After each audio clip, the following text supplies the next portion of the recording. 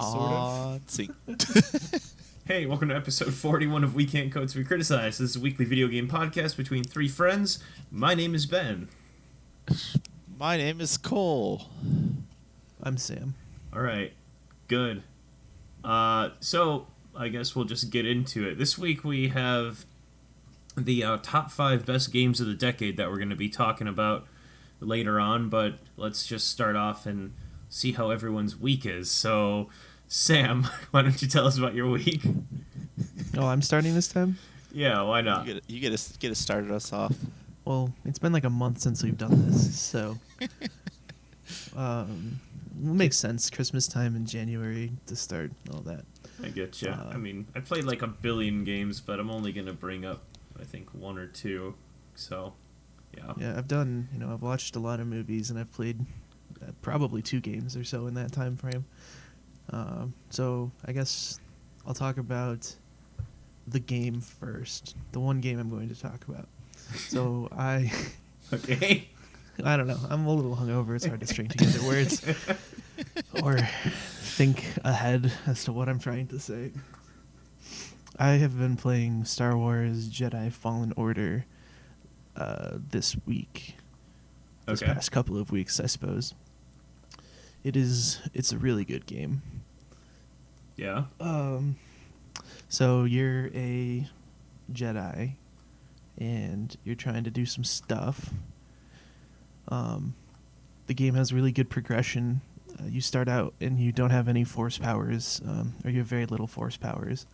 And as you go through the story, you unlock more and more force powers, but the way that they do this is really cool.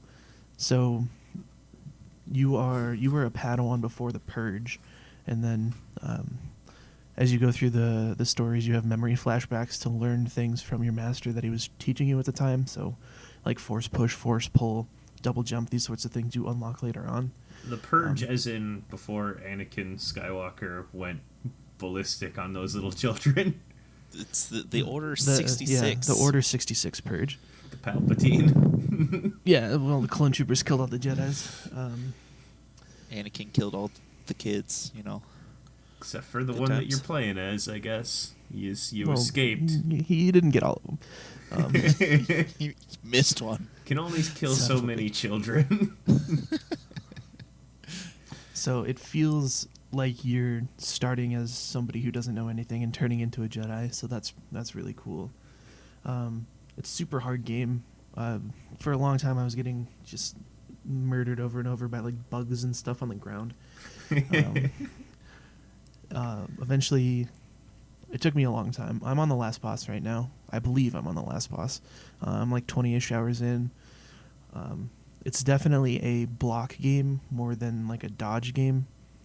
So the enemies have stamina bars, and once you break their stamina bar, they stagger, and you can do damage to them for a short amount of time.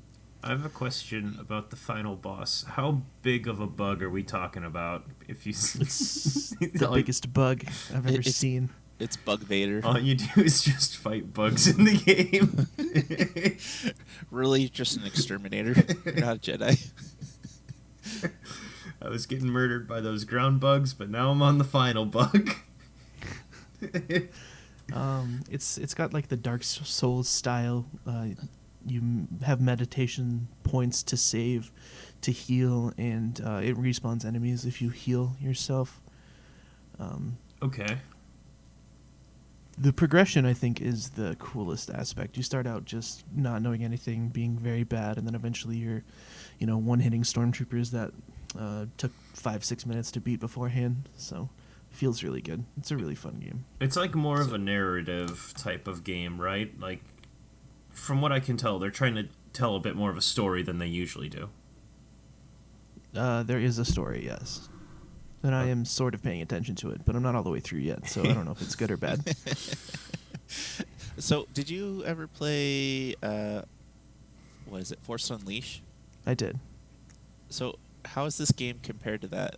The Force That's the Force has been leashed on this one. This game, the Force is just leashed up. I like this one a lot more. It looks really good. Everything is super smooth. It plays really well.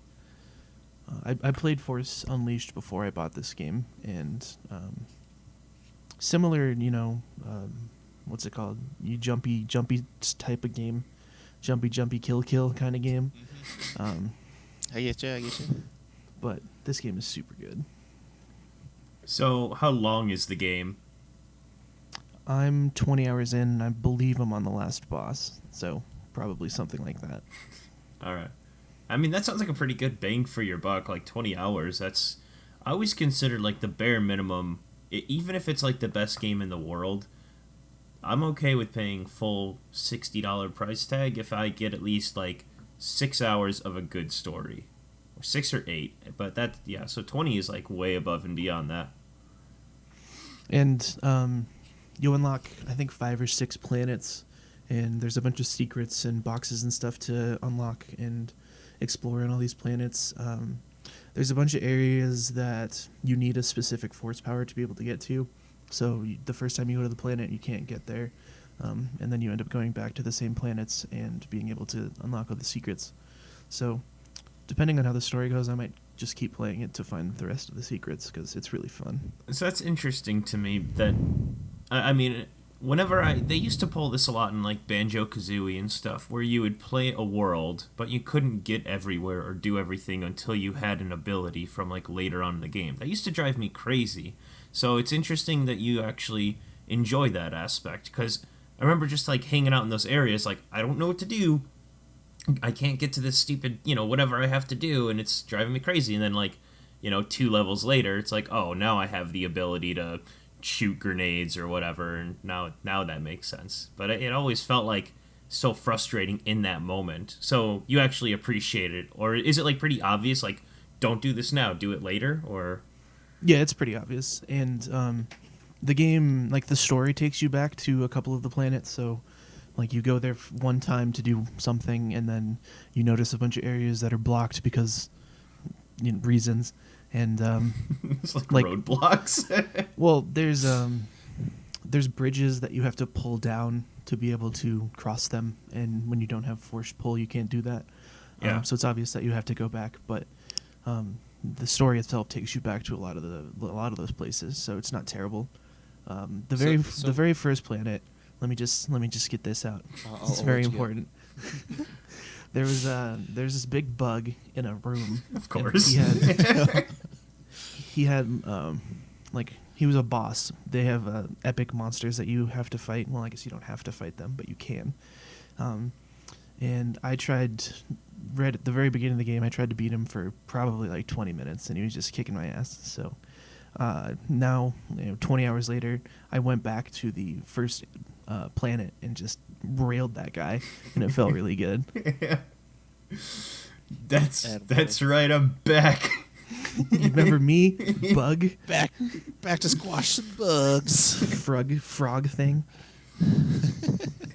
But yeah, I was wondering, when you go back to these planets, especially for story-driven stuff, do like the enemies and characters change at all when you keep going back to these areas, or is it like you go back, it's the same setup that it was before? For the story, some of the different areas are unlocked because of the story when you go back to the planets, and they do look different because time has passed supposedly between the first time you went and the second time you go. I think you go back to 2 of the planets story wise, and there was 5 or 6 planets overall. So, I'm trying to think of the next.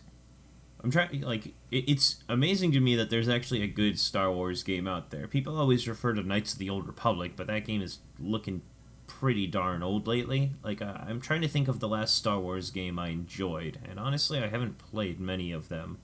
So, is it Knights of the Old Republic 2? Well, no. So I haven't played Knights of the Old Republic. I haven't played Star Wars Unleashed.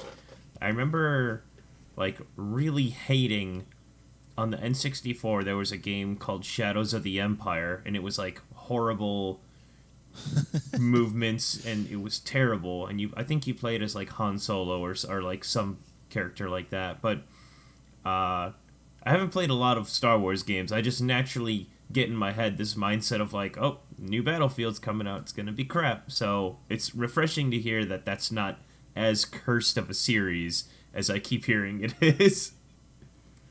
Yeah, it's a solid single player story game. Mm-hmm. So you I'm specify really surprised.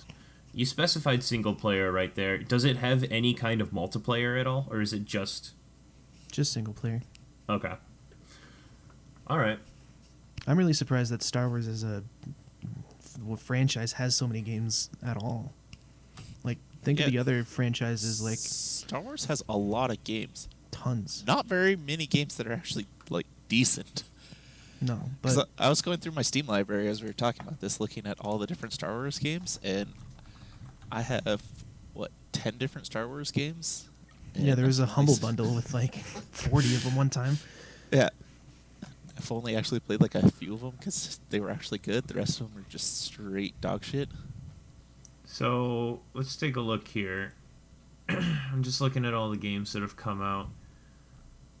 This isn't a really good list, but yeah, I mean the series, they've had like the pod racing games.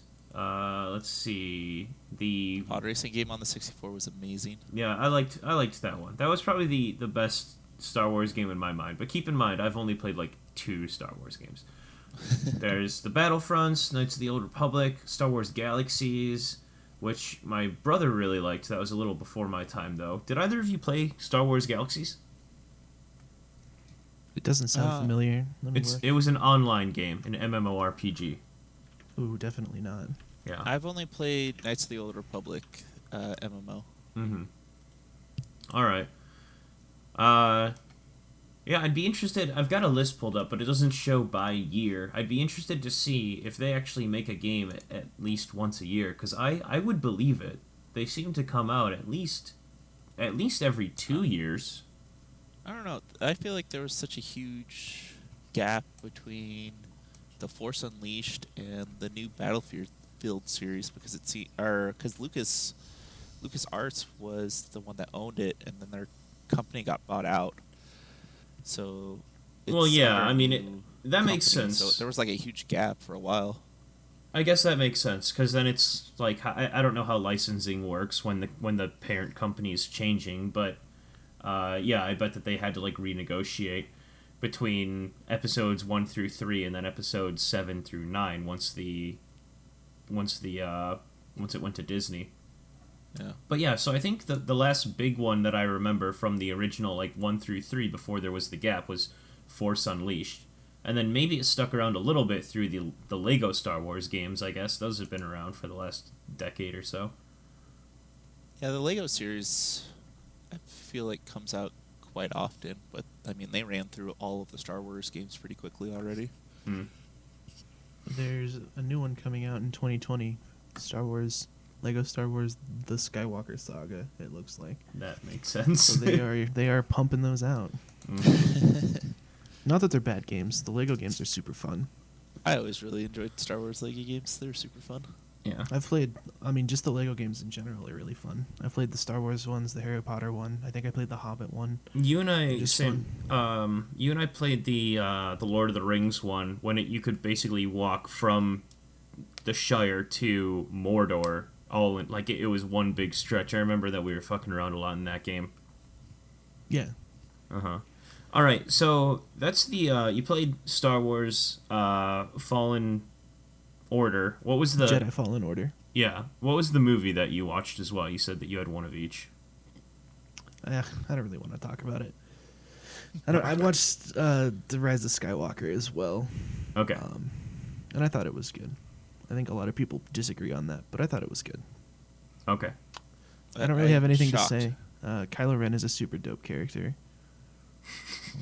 As I said, shocked. All the stuff I've heard has been Adam nothing but Driver's a negative. really good actor. Yeah. And he carries that series on his shoulders the whole time. Have But you is there another scene where he's shirtless again? Wide Boys? He's thick as a toaster. I I don't think he takes his shirt off. Unfortunately not. Yeah, I watched it too. I'm gonna agree with the general consensus here that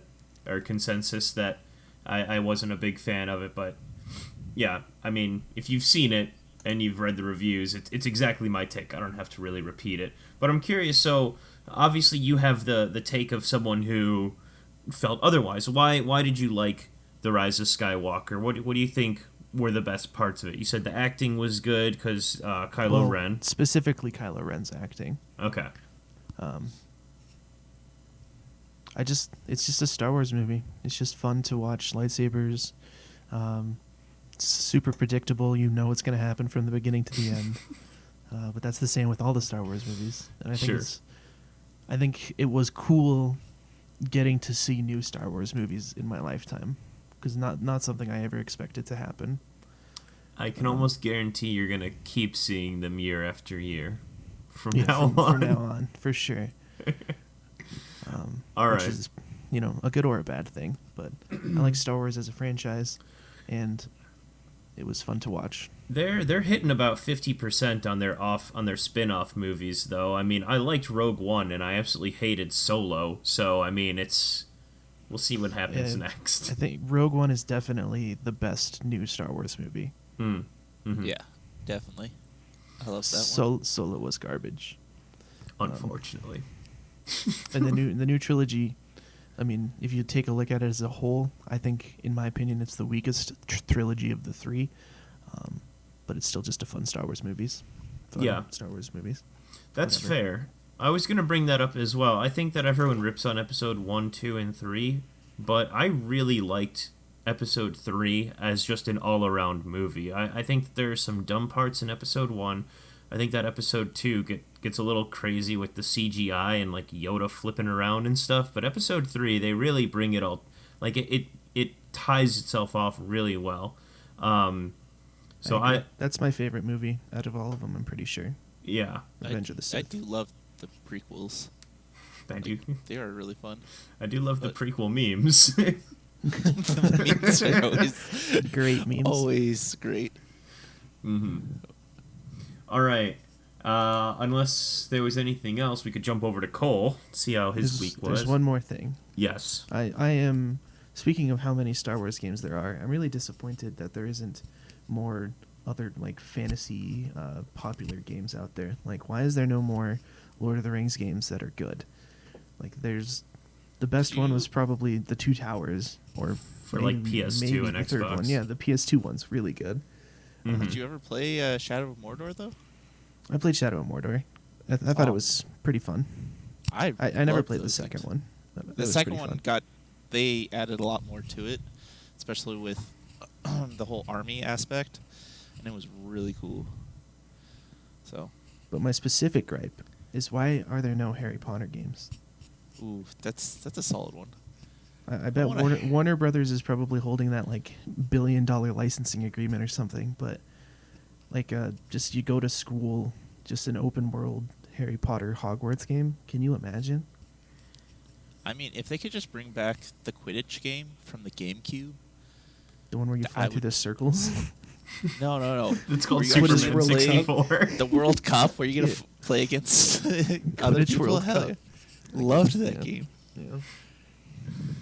I played like the Sorcerer's Stone like on a big old CRT monitor when that movie first came out in like 2000. I remember that was fun. You had to like sketch out the flipendo spells and all that. Flipendo. Yeah, I remember that game. But yeah, I mean that was practically like what 20 years ago now. I mean I agree with you. Yeah. That one is really, that series is way overdue for like a good AAA game. Mm-hmm. Yeah, you get the movie tie-in games. Some of them were fun, some of them were garbage, and that's really all you got. Mm-hmm. Lego.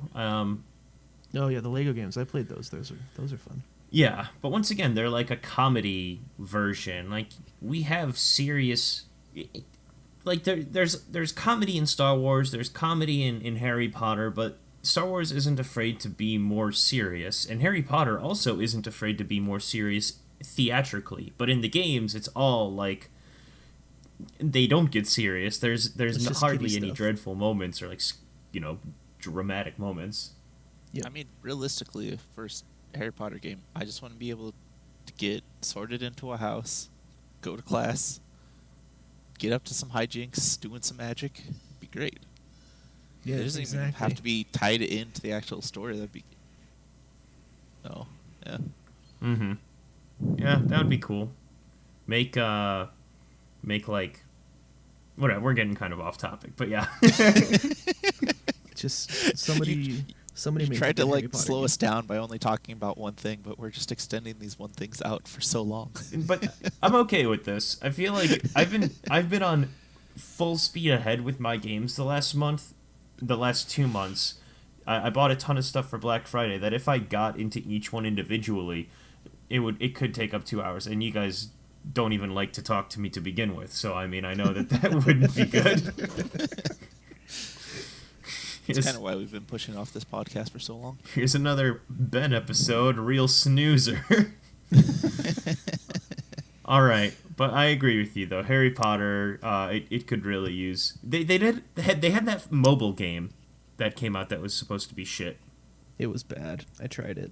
Yeah, it's like Wizards Unite or something like that. It's one of those like every action you take uses energy, and you have so little energy that it's just a pay to win cash grab. Yeah. You know what I'm talking about? With like you have 7 energy, and to stir the potion costs 3 energy, and then you can watch an ad to get 3 more energy or whatever. It's one of those kind of games. Oh goddamn. Ugh, gross. Yeah. Cole, what did you play? All right, what I have been playing is Sekiro: Shadows Die Twice. So I've been playing this game nonstop for a while now, and I am 40 hours in, and on the last 2 bosses, I could totally You just had skip to one of double them. me, didn't you? I You couldn't did, just say 20 absolutely. hours. You just had to have twice as many. I went to go look, okay? You and But Sam yes, are I had to both one-up you. on the on the last bosses. Geez, it's like a race. Who's gonna win their game first? Not I mean, me. I could go for the final boss if I wanted to, but there's also like extra bosses you can fight that give you buffs if you beat them. So I'm trying to beat the boss I'm fighting right now is the Hatred Demon, and it's this giant flaming kind of monkey thing that just is terrible. All I'm trying to do is just hit its nutsack over and over again until it finally dies. That is the weak point. It's a weird combat compared to like the rest of the boss fights that you actually have to do. You cut out a little bit, and then you came in perfectly just to say nutsack right in my ear. I appreciated that. That was the important part that you needed to hear. Yeah. But yeah, it's another game from Software, so the same guys that do the Dark Souls series, and I've played Dark Souls 1 and 2.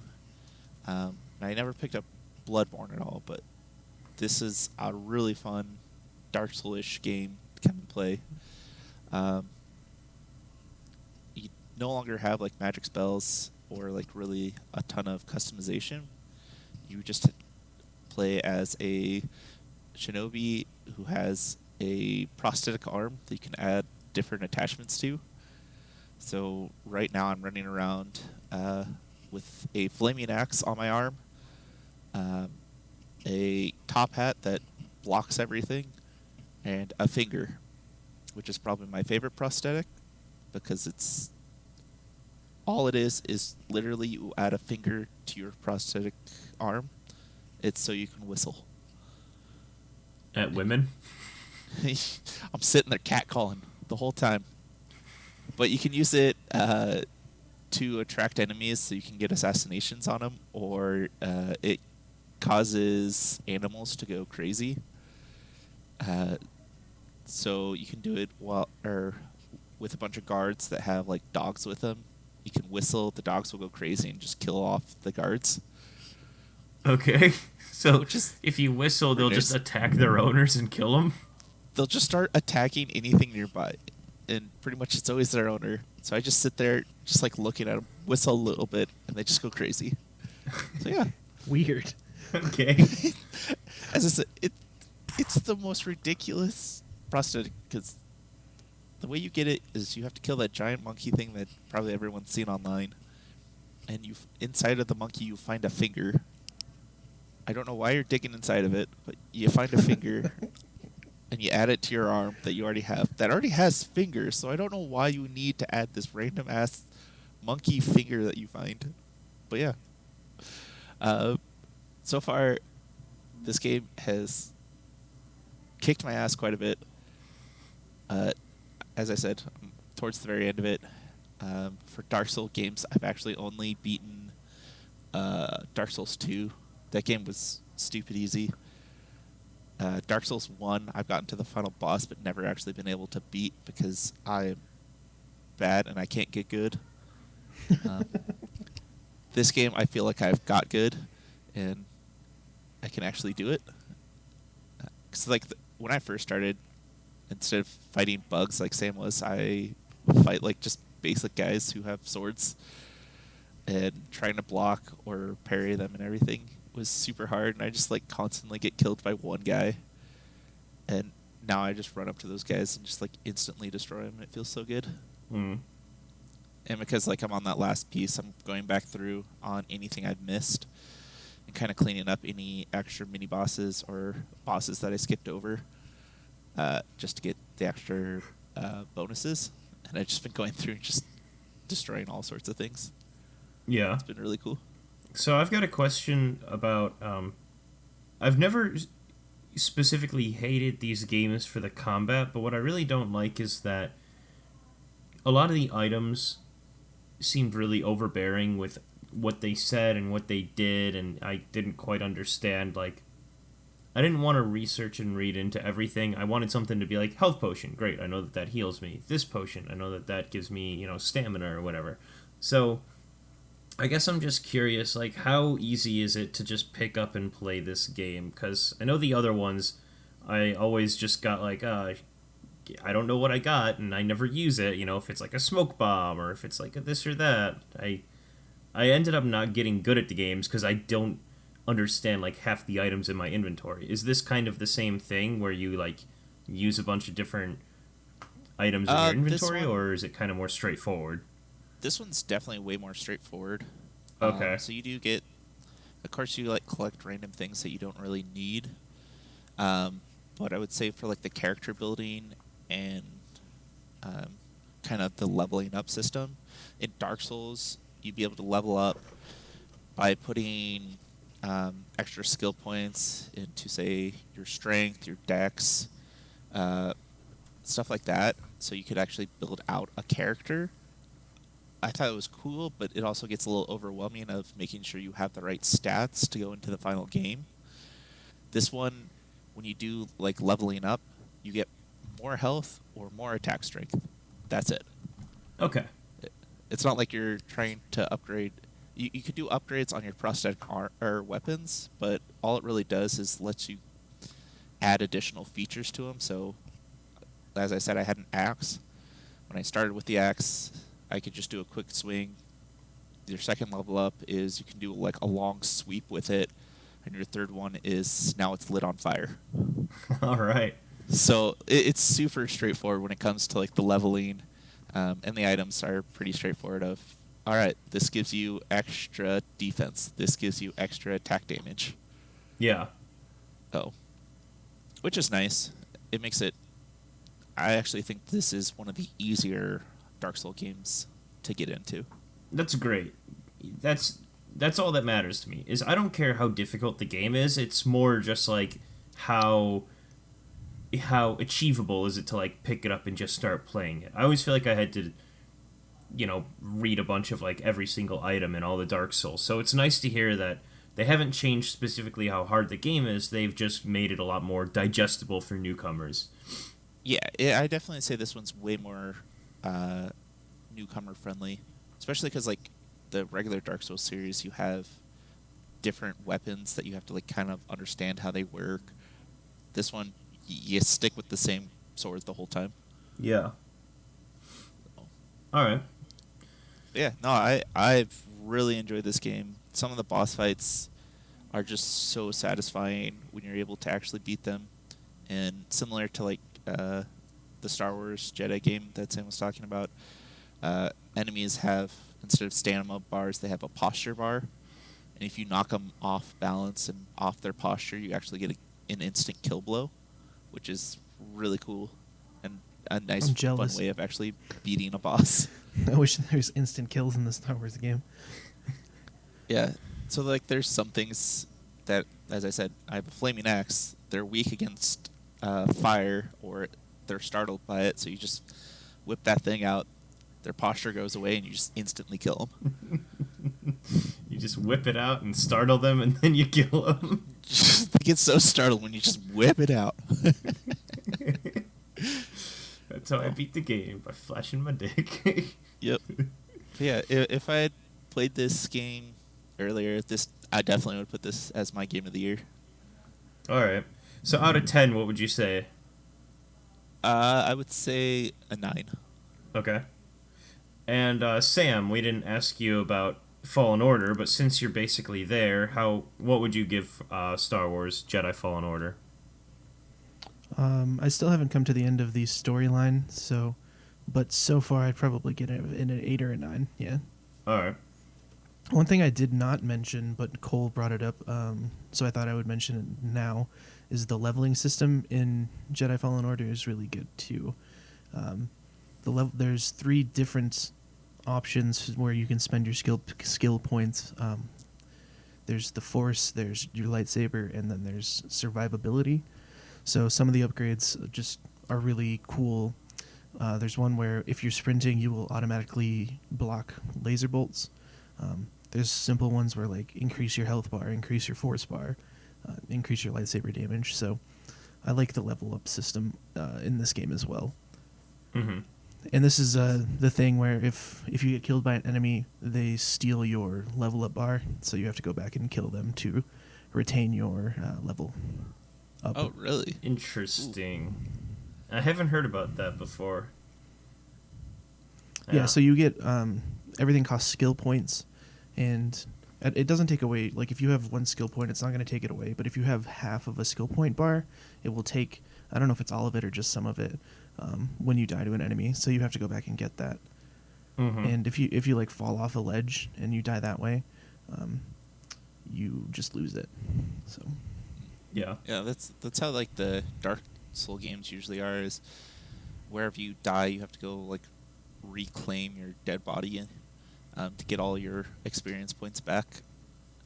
Well, thankfully you don't have to do that in Sekiro at all. When you die, you just lose half of your experience and half of your money. But if you're already at like you've already had a full bar filled up, you don't lose that XP bar, which is nice. Mm. Yeah, I've heard about that in the From Software games. You lose like your blood or echoes or your whatever, but yeah, you always have to go back and get it. Yep. You don't have to do that no more. Nice. Which is nice. Cool. It's been really annoying a couple of times in the Star Wars game. So the only time you can save is at the meditation points, and you can go long stretches without having one, and then and when you die, all the enemies respawn too. So you have to go get back to wherever you were, killing everything again, and hopefully being able to kill whatever killed you the first time. It's been frustrating a couple times, but... Okay. All right. Cole, did you see any movies or anything like that? Yeah. I went to go see Jumanji, the new one. All right. The, what's it called? I can't remember, but... The Next Level. How was it? Oh yeah, Next Level. It was cool. I'm gonna start off because the place I actually saw it was it's called Alamo Draft House. It's a movie theater that has a bar and restaurant in it. So when you go to your actual seat, they have a menu. You can mark things off. Someone will come by, and then you get drinks and food dropped off to your seat as you're watching the movie. So that was already just like a great way to watch the movie. I'm so jealous. We're sitting there drinking, like beers just getting delivered to us. But Jumanji was really fun. They have like the same 4 characters again. but this time, because instead of like the 4 kids that get sucked in, it's one of the kids decides to go into the game because he feels like the only way he can feel like himself is if he is in the game. That's the only reason any of his friends actually liked him the first time. So he decides to go back in, and his friends are like, okay, we got to get him out. So they try to get into the video game themselves, but while they do this, they actually pull in the kid's grandpa with him at the same time. Yeah. So I've this seen time, the trailer. There's like Jack Black or no, not Jack Black. Danny DeVito. Danny DeVito and there's some, Donald Glover. It's not Donald Glover. That's not the other guy. The older gentleman. What is his name? Donald Glover is Childish Gambino. He's not the guy that you're thinking of. Either way, it doesn't necessarily matter. But yeah, so the gist is that the game sucks them in, but it's some other people playing as the same people from before. The Rock has a different, character now, and Jack Black has a different character and whatnot. So yeah, so you enjoyed it though. It was just pretty fun. It was super funny again. It's Danny Glover is the other guy. All right, sorry. Yeah, I misheard you. I know. I did say Donald. It's Danny. Okay. But they're both Glovers. Okay. I don't know. Are they related? I don't think so. No way. I don't think they actually are. No. I don't think so. Because isn't Donald Glover's family like devoutly what's not Mormon? What's the religion called? I can't think about it, but it's the same that Michael Jackson's family was. I don't remember. Anyway, they were like very very against his like acting career initially, and so I doubt that his father would also be an actor if that was the case. Yeah, I don't think they're related whatsoever. So. All right. But yeah, so of course they added, as I was saying, they added 2 new characters. So in the store or in the actual video game, you now get an Asian chick who is the cat burglar, and the other character that they have join them is a horse. It's an actual playable character, and the horse ends up being like the most powerful and the best like features as a playable character in the game, which is hilarious. Well, so you have one person attempting to talk the whole time, but they're just a horse. Horses are pretty strong. Yeah, they got some good stats. So, but yeah, I thought it was really funny. Jack Black in the movie, I think, is once again my favorite character because he's just hilarious. He's played by the black dude Fridge this time, and he just complains because all he wants to do is play his original character that he was before, which is the short guy. Kevin Hart. Kevin Hart. He just wants to be Kevin Hart again. And he just keeps getting upset because I think it's Danny DeVito gets to play Kevin Hart, and he doesn't know how to use his character at all. So it's just really funny. All right. I don't know. If you like the first one and all, it's a fun like continuation of the series. I kind of recommend it. I kind of thought it was so-so. If you're going into it just to be entertained, then yeah, like I didn't have a problem from that aspect, but I didn't see it as having anything beyond just a fun movie. So I might go see it. I've kind of been debating it with myself lately, but we'll see. Yeah, I think it's just a good comedy movie. Mm-hmm. Just kind of seeing actors try to act as someone else is really funny. Sure. Well, that is what actors do. Well, when you see them in one movie, and in the exact same series, they have to completely change. It's hilarious. So. Yeah. But yeah. All right. Well, we can get into my stuff here. So, I've played a bunch of games, but to keep the podcast not 5 hours long, I'm just gonna pick one game. So, I'm on a platforming binge, I guess, in the last day or two, and I bought Super Meat Boy on the Switch, and I was playing that. But more importantly, I got Super Mario Maker 2 yesterday, and I've been playing that nonstop. It's super duper fun. Both of you guys have Nintendo Switches. Have either of you played this game? No, that game is way too hard for me. I'm bad at platformers. All right. Yeah, I've never played it. I'm not very good at platformers either. Sure. So are you making levels, or are you just playing levels that other people have created? Right now I'm just playing them, but they are nails, hard as nails is the phrase. It's awesome though. I mean they have like the 5 generations of Super Mario, from like NES Super Mario to Super Mario World, the Super Mario, the new Super Mario World, whatever. I don't think any of this means anything to anyone, but they have like 5 different historical times with the graphics and with the enemies and everything, so that's really cool to switch out. And each version has different, what would you call it? I was gonna say motor, but it's like their movement is different, So like you gain speed a lot faster with one Mario, or you can jump a lot higher with another Mario. Like the older versions, your guy stops on a dime a lot faster. The newer versions, he kind of like slips and slows down a bit more. It's a bit more like slidey. So it's really wild because there's levels that take me hour, 2 hours to beat, and then I feel like a freaking god afterwards, and then I'll play the next one. It's like, oh, I don't know how to play this game, because it's like completely separate controls every time.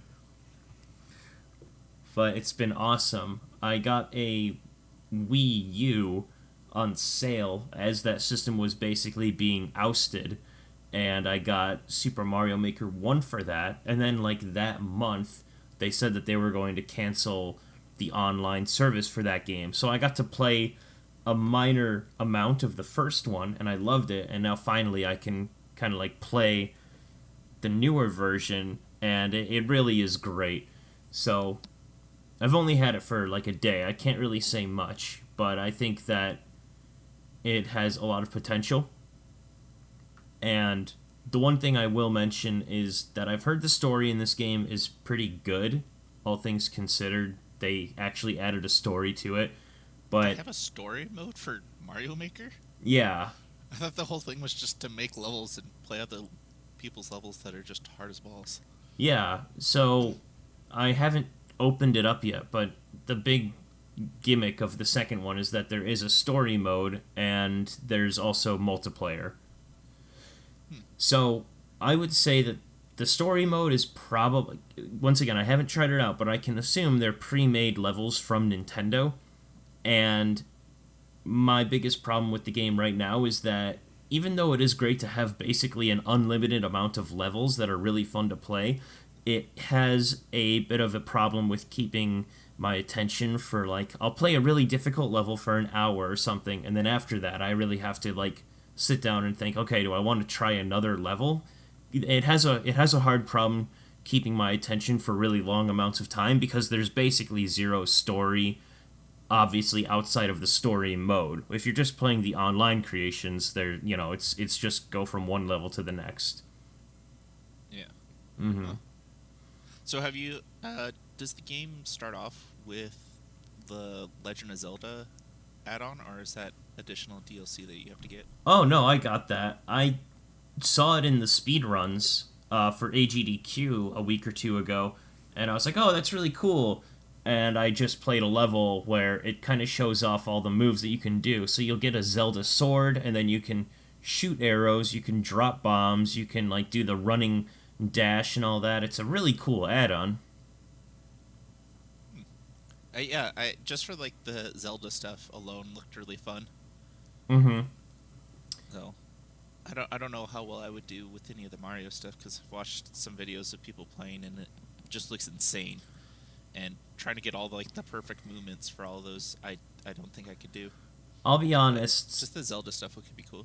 I'll be honest. I was gonna try not to like gloat too much here, but I've been going through like some of the super expert levels, and I don't know. I love the challenge. I love those levels with like precision jumping and movements and like figuring out how to like jump on a shell and throw another one and jump on that one. I mean, it's insane. The stuff that takes, you know, once again like 1 or 2 hours to beat, when you do it and you see like how many people attempted it and then the percentage of people that actually completed it, and it's like 1%, 1.5%, 2% or something, and then you get your name on that list. It's like, yes, like I love that feeling. That drives it for me.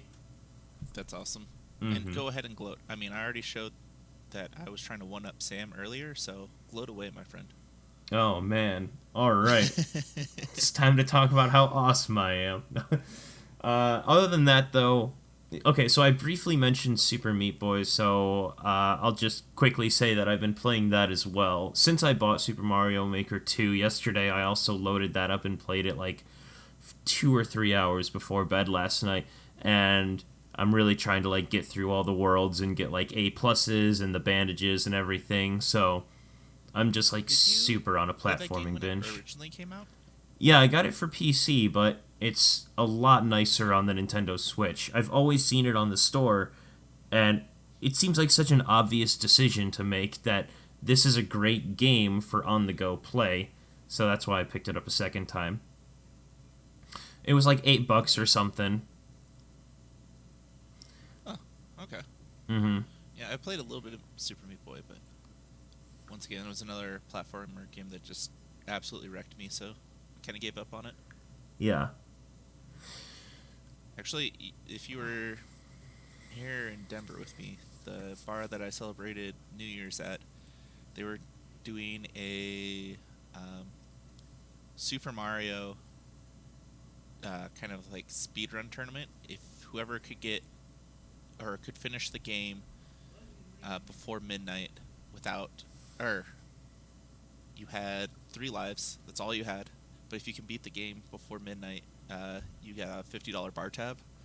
And it was just really fun to watch people try to run through the original Mario, of course doing all like the warps and everything, but always constantly getting destroyed in World 8 over and over again. Yeah, that's a tough one. So I thought that would be right up your alley now that you're playing Mario Maker. I'm sure Go for that big money. I'm sure that there's people that have remade all the original levels and, you know, everything up until modern era, because it gives you the tools to basically do all that. Yeah. So, yeah, that would be interesting to check out. Other than that, I would give a review score for the game, but I just honestly haven't played it enough. I mean, I've played games like Remnant from the Ashes that I had like one opinion when I first played it, and then it like changed significantly afterwards. So I don't want to say anything about it so far, but I've been having a lot of fun with that. Other than that, I saw the movie 1917, which is I want to take one step back. Yeah. And at the end of the Mario Maker conversation. Yes. Never played it. Don't really have anything to add. Besides, I watched a Mario Maker speedrun this weekend. It was AGDQ last weekend. And if anybody ever listens to this, I would recommend watching any sort of AGDQ, SGDQ. The speedrunning is amazing, and it's really fun watching people like break games. But this was a team race, Mario Maker 2 team race. So every time you died, you passed the controller to the next person on your team, and it was super fun to watch. You should watch it. That's a really cool concept of doing it as a team, and as you die, you have to pass it to another person. Yeah. That was one of the like few things I watched. 8 of the very best Mario players in the world, or at least in America. I'm not sure if it was the world, but super fun to watch. Yeah, it was a really incredible thing. They only had an 8-minute timer to beat each level, and on top of that, they're switching the controller off between 3 other people. So, I mean, how many times can you possibly play within 8 minutes and trading the controller off to 3 different people? And they still managed to beat, I think, 7 out of the 8 levels that they had to play through within 8 minutes for each one. It was insane. Yeah. That's crazy. That was one of my favorite things, though, to watch. They had, the duos where sometimes it was since it's a co-op game, you can play, two people against two people, so they would switch the controller off between, every second person or something. But, I mean, my favorite part about that whole thing is that they had the codes to play the levels yourself after the tournament. So that's the awesome thing about Mario Maker. Someone made these levels specifically for this competition, this relay race, and they spent like a month and a half, 2 months making these levels. And then as they were doing it, there was just the code to like, you can play the level. And so I can, try. I'm sure I'm going to get my ass handed to me. But if I wanted to, I could try out one of these like professional grade levels. That's the coolest part. Yeah. No, you gotta download them. Tell us how it was. Can you beat the level in 8 minutes? Also, Pixar didn't happen. I would be surprised if I was able to stay alive for 8 seconds in any of the levels, honestly. They are insane. Yeah. It's wild. To get back onto 1917, though, so I saw this movie, and I don't want to say or spoil anything much about it, because I know it's being nominated for a lot of awards and stuff, but I will say that it was really good. Maybe slower than most people would think a war movie should be, but I thought it was great. I love a good story in a slower movie. I don't know. Have either of you seen it, or do you want to see it? I really want to watch it. I haven't yet. Mm-hmm. I haven't seen it. I've seen just like clips of it. Looked cool. Yeah.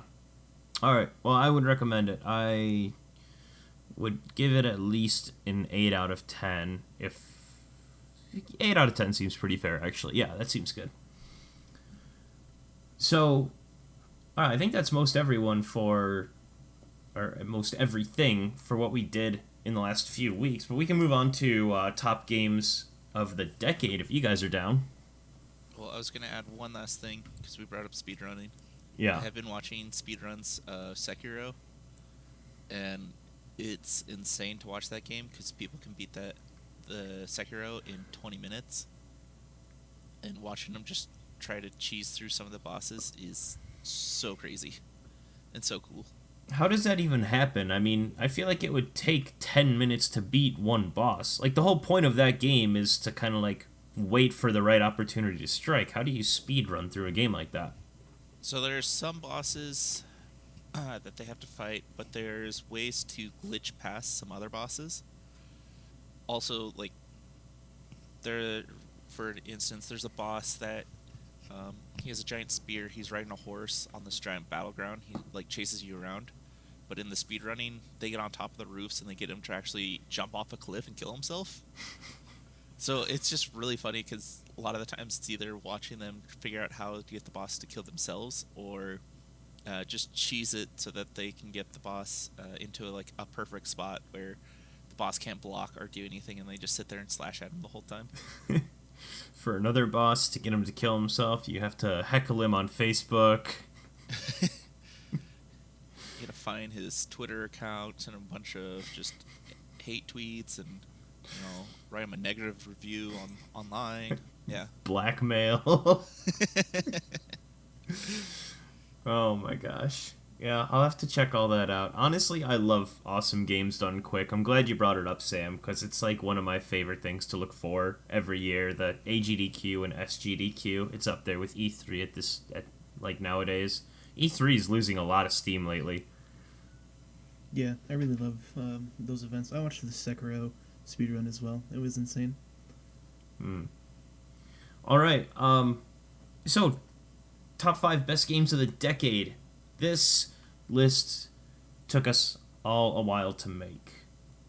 And somehow, I think we all got it down to 5, right? Does anyone have any honorable mentions? I mean, we've all got plenty, but is anyone planning on bringing an honorable mention up? I'm not going to.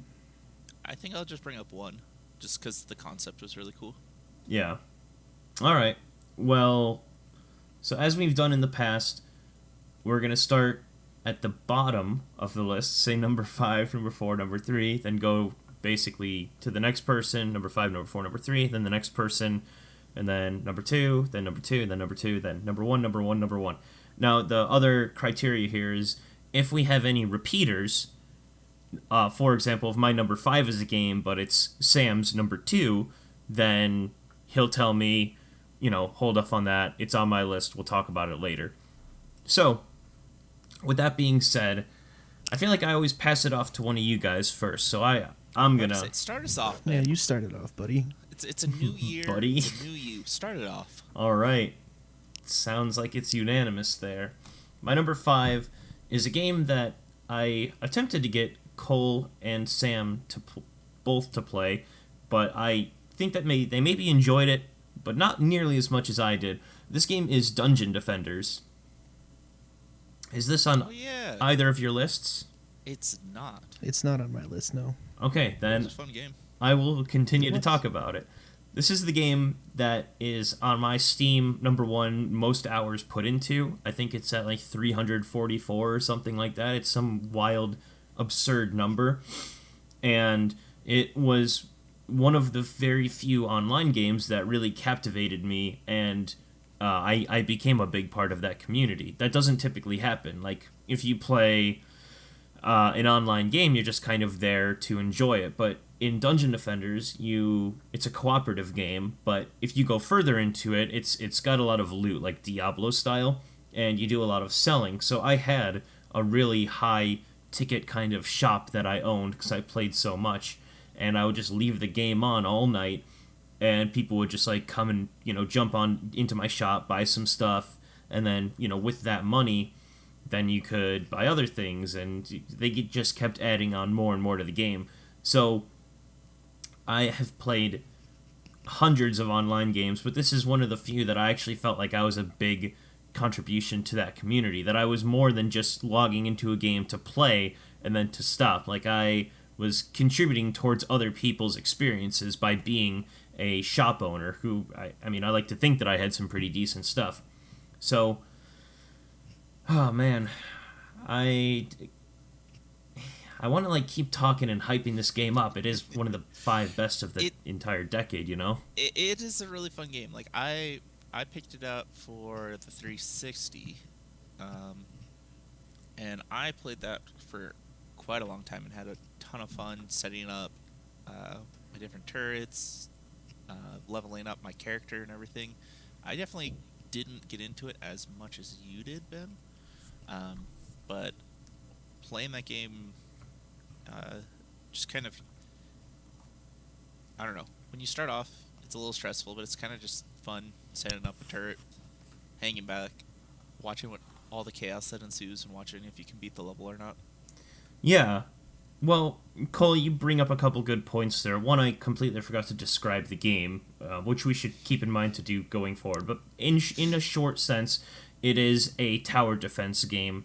So the difference is that you play third person behind a specific character who has specific abilities. You can set up towers anywhere on the map, or you can basically be a tower where you all have a melee attack. So you could just go and level up your strength and just become, some minion killing machine, or you could kind of sit in the sidelines as like a wizard or, whatever, and if you get hit, your health goes fast, but you're going to have 20 different turrets that are hitting things. So there's a lot of diversity in the game. And the other thing that was really cool about it was the DLC. They brought in so much additional DLC that they could have basically made a second game, and they brought in, I think, 4 or so new characters that were DLC, as well as different worlds. Now, the one of the things that makes this game above and beyond any other experience that I've ever had is that one of the DLCs actually breached from one type of genre of a game into another one. I don't know if you guys remember this, but there was a character called the Summoner, and he, instead of being third-person mode behind a character, the Summoner would have an eagle's eye view of the whole map. Does this sound familiar to either of you guys? I don't remember, no. I don't think I've played this one at all. Well, basically, the Summoner can't get hit at all, but you go into an eagle's eye view, and it becomes an RTS, similar to StarCraft. So you can place units anywhere on the map, but instead of them being towers, they are your minions.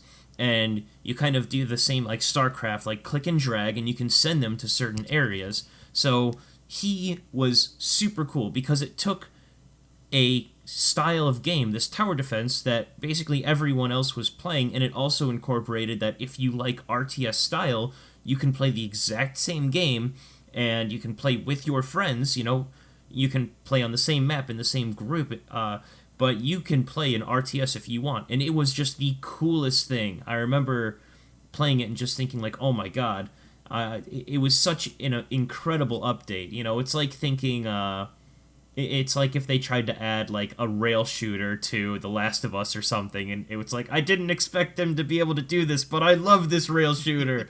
Like, it was just a completely different experience for the same game. It was the coolest. So, yeah, I mean that's why Dungeon Defenders is my number 5. It's honestly, I sunk so much time into it, and I must have talked everyone's ear off about it. I think that I was one of the first few friends of mine to pick it up, and then I must have tried to convince all of my friends to be like, this game is great, it's awesome. And I think because I was so excited about it, it kind of turned everyone else away, but... You were very excited about it. I mean, I did end up picking it up. Yes, it was because it was part of the Xbox monthly Gold Pass, so it was free. All right. But... I mean, I still had a ton of fun playing it. I think I played the monk a ton, and I mainly set myself up so I could also act as my own turret. And, yep.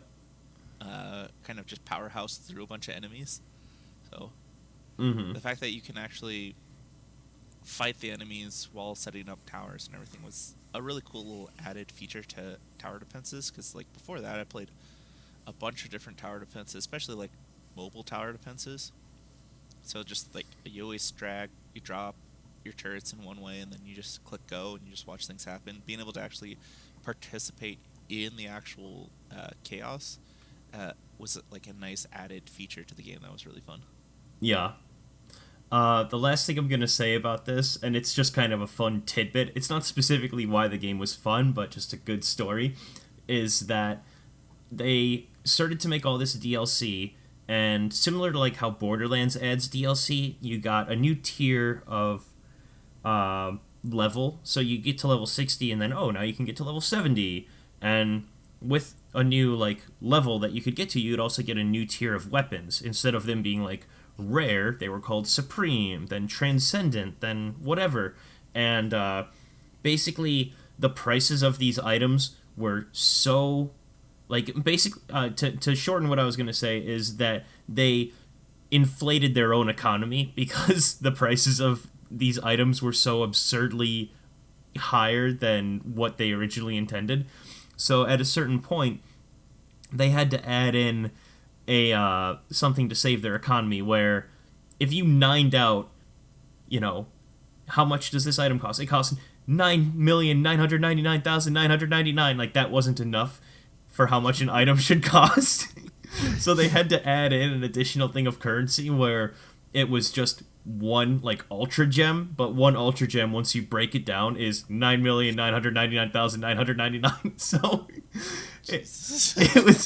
it was pretty funny to be a part of that. As someone who's owning a shop, we all hit this wall. We're like, there's no point in having a shop because we can't, like the prices don't reflect how much effort it takes to farm these items. And then they basically had to like reinvent the shop and come up with this new currency afterwards. So I like that. Okay, that was the one game that probably isn't on anyone's list. The next ones I'm a little cautious about, but we'll see.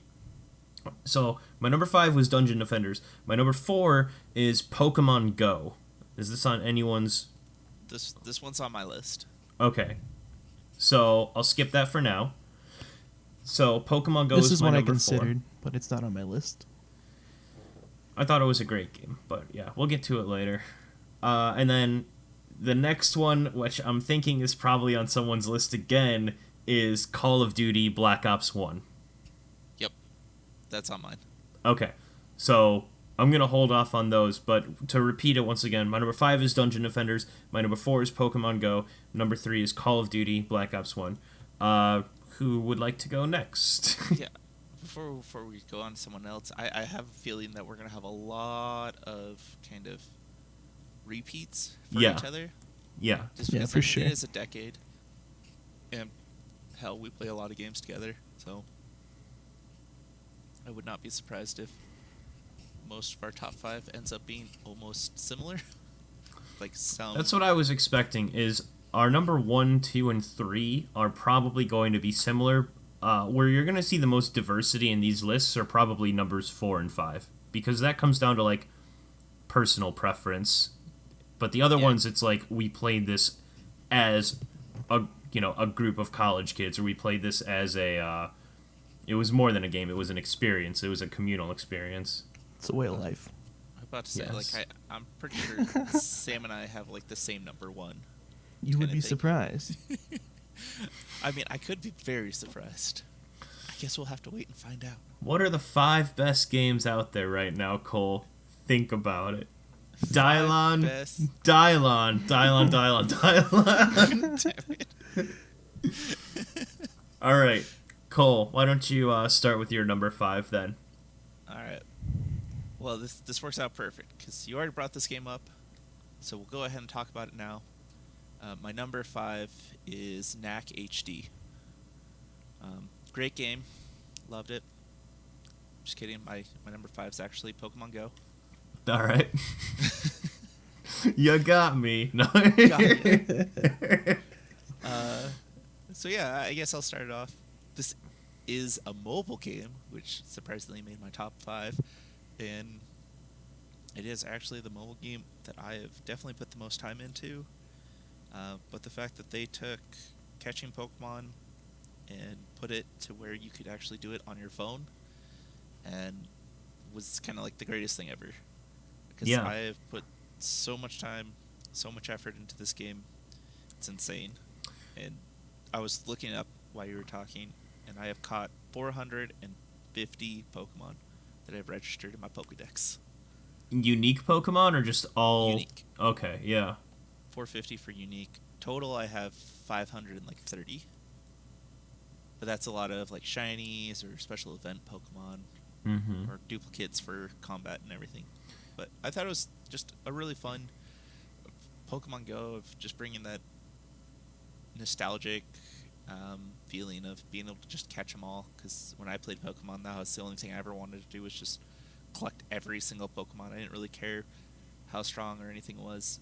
I just wanted to have, or say that I've collected every single one and I've completed my Pokedex. And be able to do that now has been super fun. I know when it first came out, it was the buggiest, worst game ever to come out. Mainly because nothing worked. Could never find a Pokemon. People kept getting themselves killed playing this game. But so far, they've changed it, turned it around, and game works really smoothly now. It's always something that I can always find like a group of people that play, that I can always be like, hey, you play Pokemon, I play Pokemon. I see that there's a raid or a gym down the street. You want to go battle this gym with me or this raid? It's just kind of a fun game. It's kind of surprised me at the amount of people that actually play it. Because there's a lot of people that I would never expect are big into Pokemon Go, which is really cool. Yeah. The most interesting thing to me about the game is that this 100% needed to be on my list because they're the best games of the decade and it's a mobile game. Can you imagine the previous decade, a mobile game being on a best game of the decade list? I mean, it would have been absurd. There are no good mobile games, and I think that it's kind of a turning point for even, old farts like myself that are like, oh, mobile games suck. Like, there's actually a few shining examples where that is no longer the case. There are some mobile games that are actually half decent. Pokemon Go is good. Eternal was a pretty interesting game as well. Like, they have really come far in the last 10 years. It's wild. Yeah, and it's nice too, because, I mean, there are a lot of mobile games these days that are just nothing but ads and money grabs. Raid Shadow really- Legends. Raid Shadow Legends, and it doesn't. I don't feel like this one's a cash grab as much as like the other ones. You don't get ads while you play. You can spend money to get like increased Pokemon storage or more Pokeballs and everything. But if you just play, you don't ever really have to spend money to do it because you already are able to keep your currency up, and then you can just, if you want to, spend money on like costume changes for your character, which is kind of cool. The difference about it is that they prioritized that everyone should be able to do everything, and in comparison, any game that has monetization in it, they don't see that as the same. Basically, you can enjoy the game more if you want to spend some money in it, but it's not like you're going to be better than anyone else if you spend money in it. You just get to like, I remember I spent a couple dollars into Pokemon Go to increase my inventory size to have more Pokemon at once. And if you don't have that storage, you can still play this game for 40 hours and you'll be totally fine. But it's only once you start getting above and beyond that it becomes a necessity. And so that's what I really like about it, is other games, they'll give you a really good taste of what this game can be like, other mobile games, and then they just completely block you out. Like, the worst thing that mobile games can do is that, tell me if this has happened to you guys. It's happened to me like a dozen times, is where you'll play a game and it's like, here's some rubies, why don't we go spend the rubies at the ruby store? And then it like forces you to buy like this one thing, and then you immediately use that thing. And it's like, now if you want to keep doing that thing that you already did, go buy more rubies. And it's like, why introduce me to a feature that's paid for if it's not part of your, if it's not a core mechanic in your game? Like, that's what annoys me. Yeah.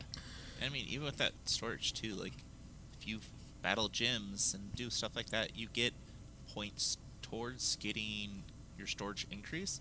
It's not as fast, but you can still do it without having to spend money, which is nice. Yeah. So, I mean, I have put money into it. I think I put maybe $20 into it, but it was more just like I wanted to support this game because I had so much fun with it that I wanted to see it continue going. And just one other thing is just like the community around Pokemon Go, as I was touching on, it's surprising to see the type of people that do play. Because I've gone to like some of the community days, and they're some of like the nicest people that I've met, and it's crazy because I've seen just like 80-year-old grandmas out there with their smartphones catching Pokemon, not really knowing 100% what they're doing, but they're out there catching Pokemon, having just a grand time. Yeah.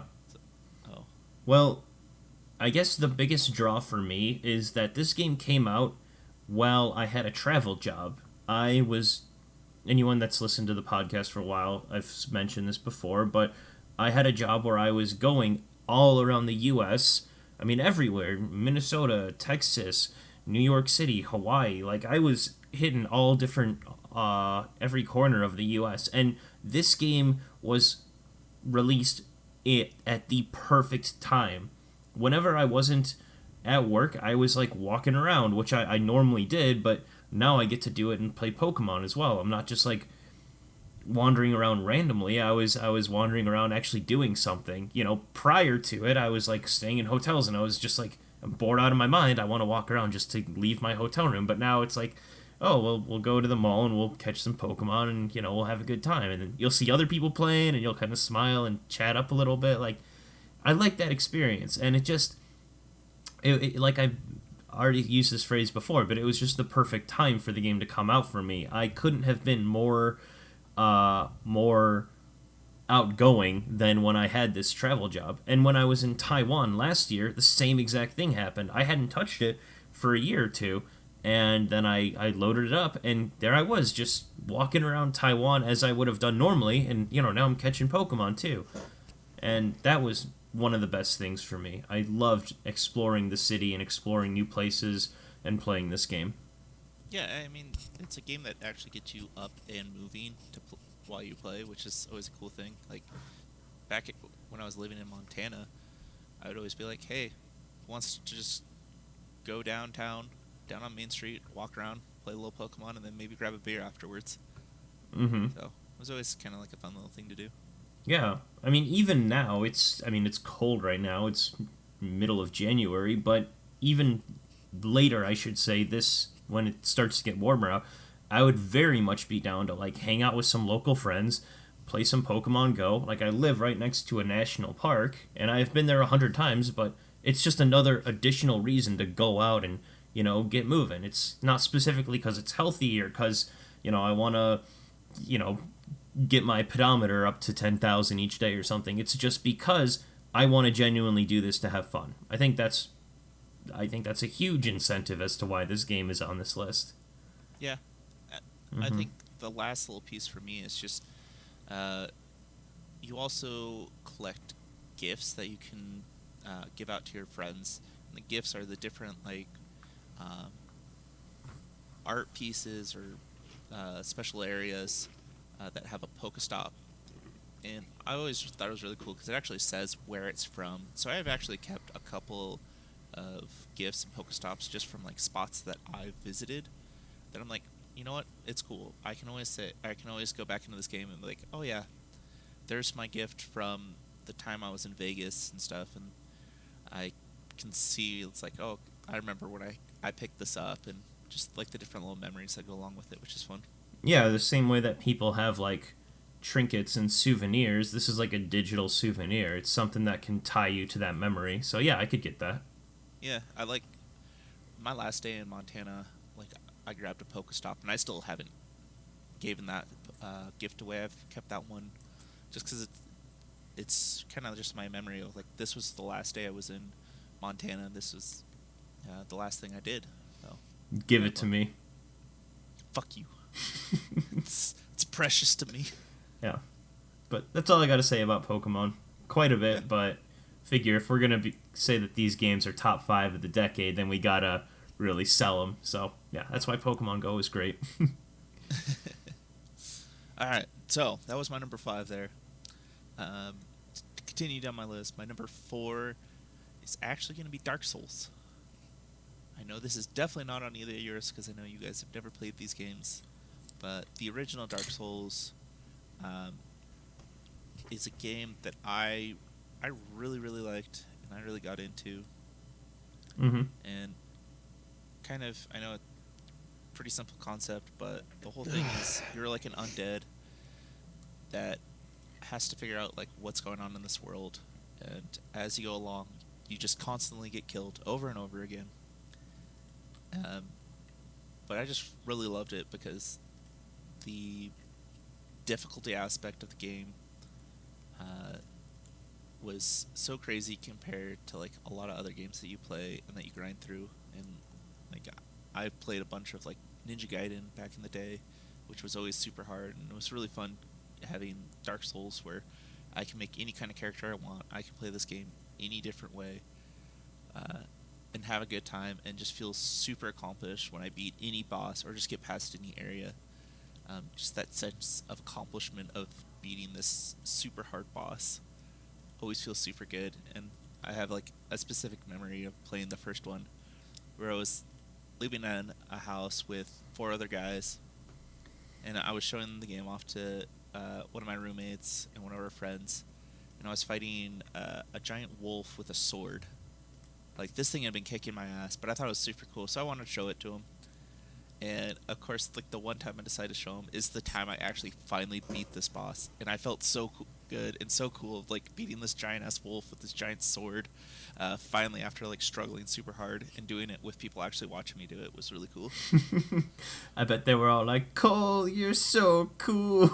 No. You're so cool, man. No, but I mean, jokes aside, that is really, I mean, it seems like things always work the opposite for me when I'm like, check this out, and then like my computer starts on fire or something. So it's cool that actually worked out for you. You know, I was totally expecting, like, I just wanted to show him like how hard this game was and how ridiculous this game was. So I was like 100% going in there ready just to die.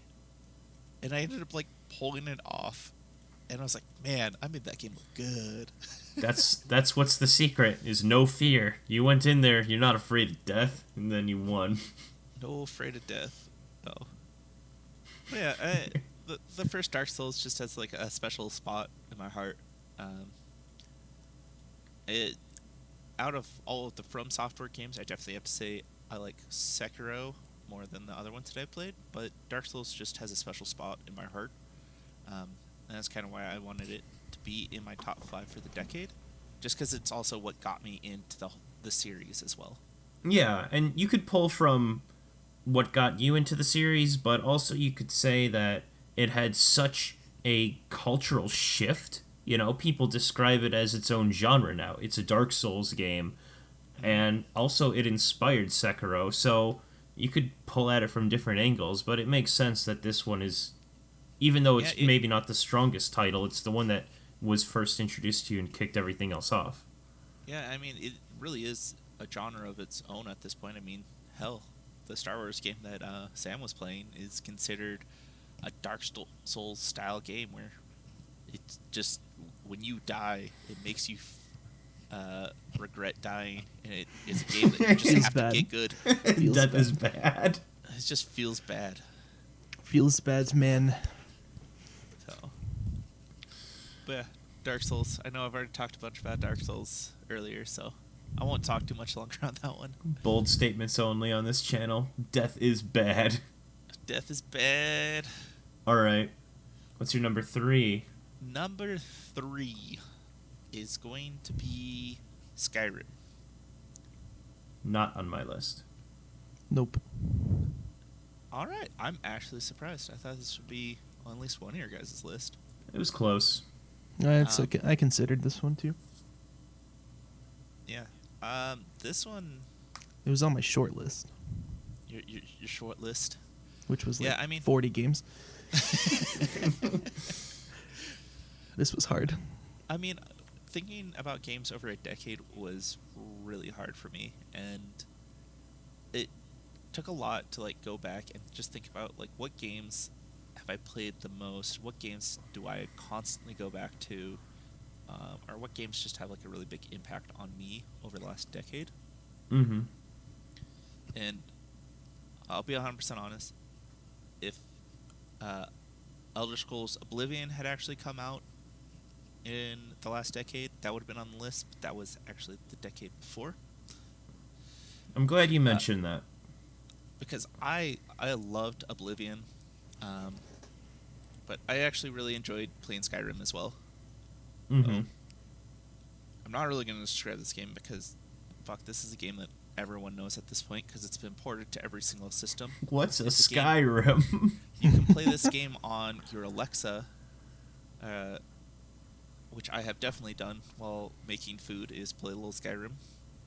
I've is heard about hilarious. this. It's like a mud game, multi-user dungeon. It's like a text-based game, right? Yeah, it's a text-based. It's a choose-your-own-adventure kind of game. Like, it gives you some text, you decide what you want to do, and then it goes down that path. Mm-hmm. So, but the actual game of Skyrim, I think this was a game when it came out. Me and some of my friends, when I was going to school in Oregon, actually stayed out, went to the opening or like the release of this game, waited in line, which in our little college town where there was only a GameStop, the line was fairly long, and I took like the next day, skipped class, which was definitely not the best idea since I didn't finish school there, but that's a different story. Partially because of Skyrim. Partially because of Skyrim, but I mean, I put a ton of hours into playing Skyrim, and just being able to create your own kind of character. There is no rails. I can explore, do whatever I want, whenever I want. Was always kind of like my favorite thing of any of the Elder Scroll or Fallout games was I don't have to do the main storyline, which most of the times I never actually do the main storyline. I just go off and do just random things. And I had just like a ton of fun doing that, exploring every little cave or dungeon. I think my favorite thing that I did in Skyrim was there was a not an actual quest, or where it actually like gives you markers or anything like that. It was like a hidden quest where you had to collect all these different. I think they're called. If I remember it, they're called Dragon Lords. You collect their different masks. You bring them to this one tomb, who awakens like the supreme leader and everything. This like giant wraith that has 3 times the health of any normal like wraith that you find, and can hit you like with every kind of magic attack possible. Was just really cool, just like finding him and having to fight like this crazy weird boss. Or just doing a Fusro Da on the top of a mountain and just sending someone flying as far away as possible was always super fun. That was great. I loved that. You just walk up to someone and it's like, and you're flying now. Well, this is the reason why Elder Scrolls will always be better than any Fallout game. Fight me on that statement, by the way, if you want. But it's because I would fight you on that statement. It's because magic, dude.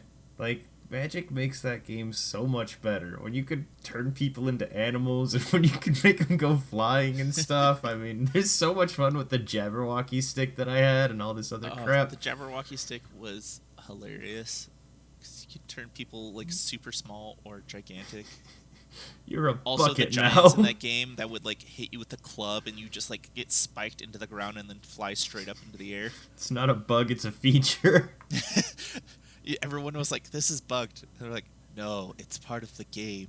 We wanted you to fly and ragdoll across the map after you got hit by a giant. You could also talk about the cultural impact of Skyrim, too. I mean, 9 years ago, we were all laughing about how someone took an arrow to the knee once or something. Like it was basically one of the, not the first few memes, but it was up there with, like, you know, one of the first few meme trends, I would say. Yeah, it was, I mean, just the memes itself trended for quite a while. Yeah. So. It felt like everyone was playing that game. Yeah, I don't know a person who's never at least touched it, or I guess at least heard of it. So, just because it has such an impact. And honestly, I've been waiting for him to come out with a new one, because I'm tired of playing just the same Skyrim. I have all the DLC, and I just want more. But, of course, they're spending all their time with Fallout, 66? 76. Isn't it crazy, 76. though? Like, they Yeah, haven't who cares what the made... number is? Yeah, Fallout Garbage Trash Can. Yeah, that one.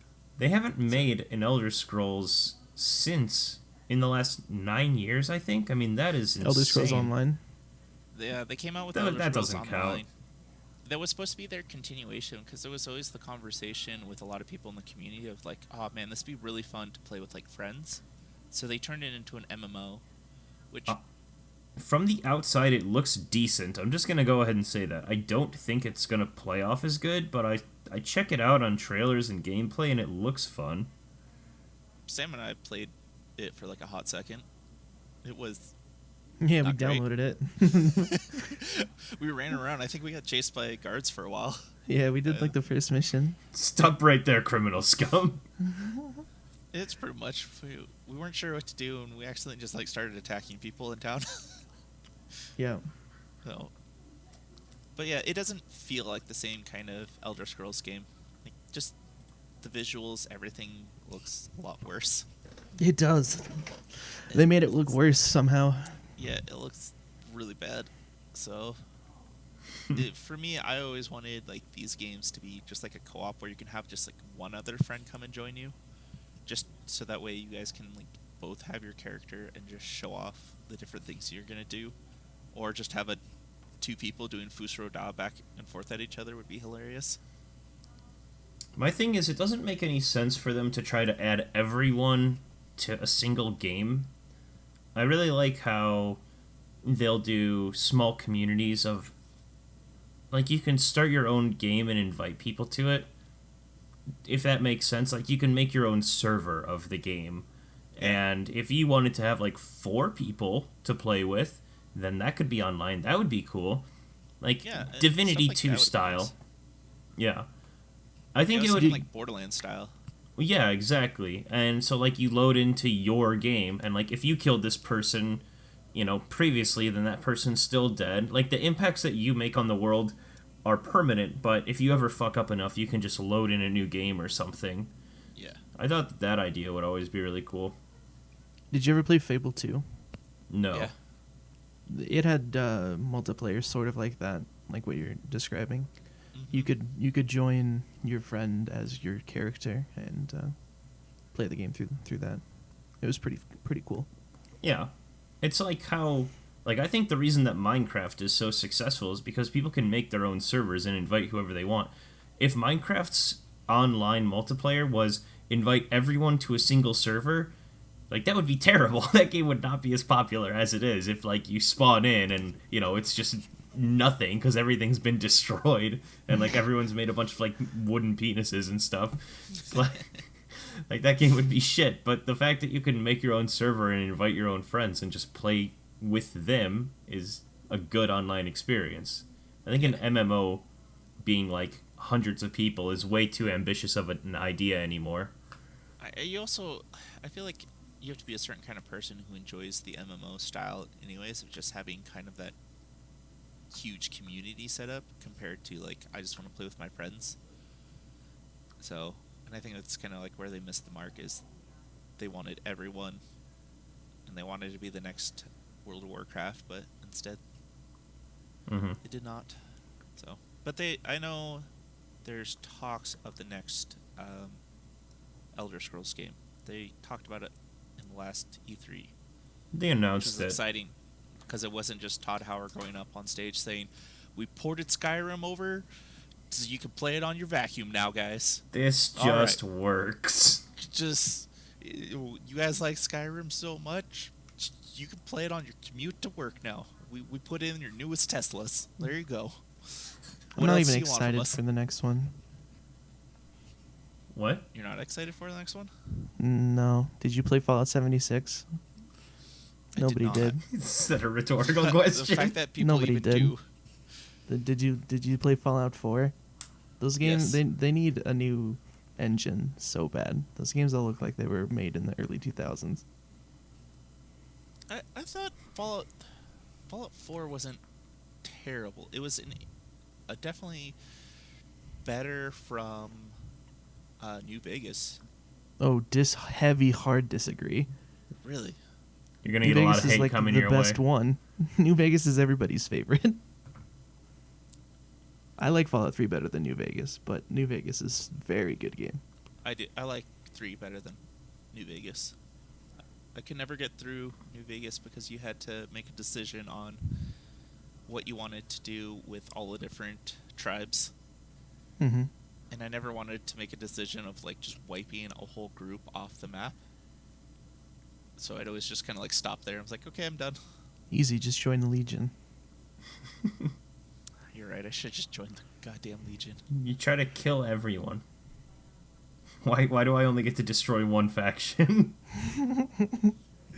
I think the biggest thing that everyone generally agrees with Fallout 4 is that in terms of the narrative, it was wrong. Because the options for the narrative were only, like, agree, disagree, ask for more questions, and then, like, I can't remember what the last one was, but it kind of had, like, a formula for, like, the text didn't really have as much immersion as the previous ones had, and the fact that it was all audibly spoken made it also a lot slower. Yeah, Fallout 4 felt like out of a game that, like, you get to make decisions. It's like your world. Fallout 4 felt like you didn't really get to make that many decisions. Mm-hmm. You were actually stuck on rails, which kind of sucked.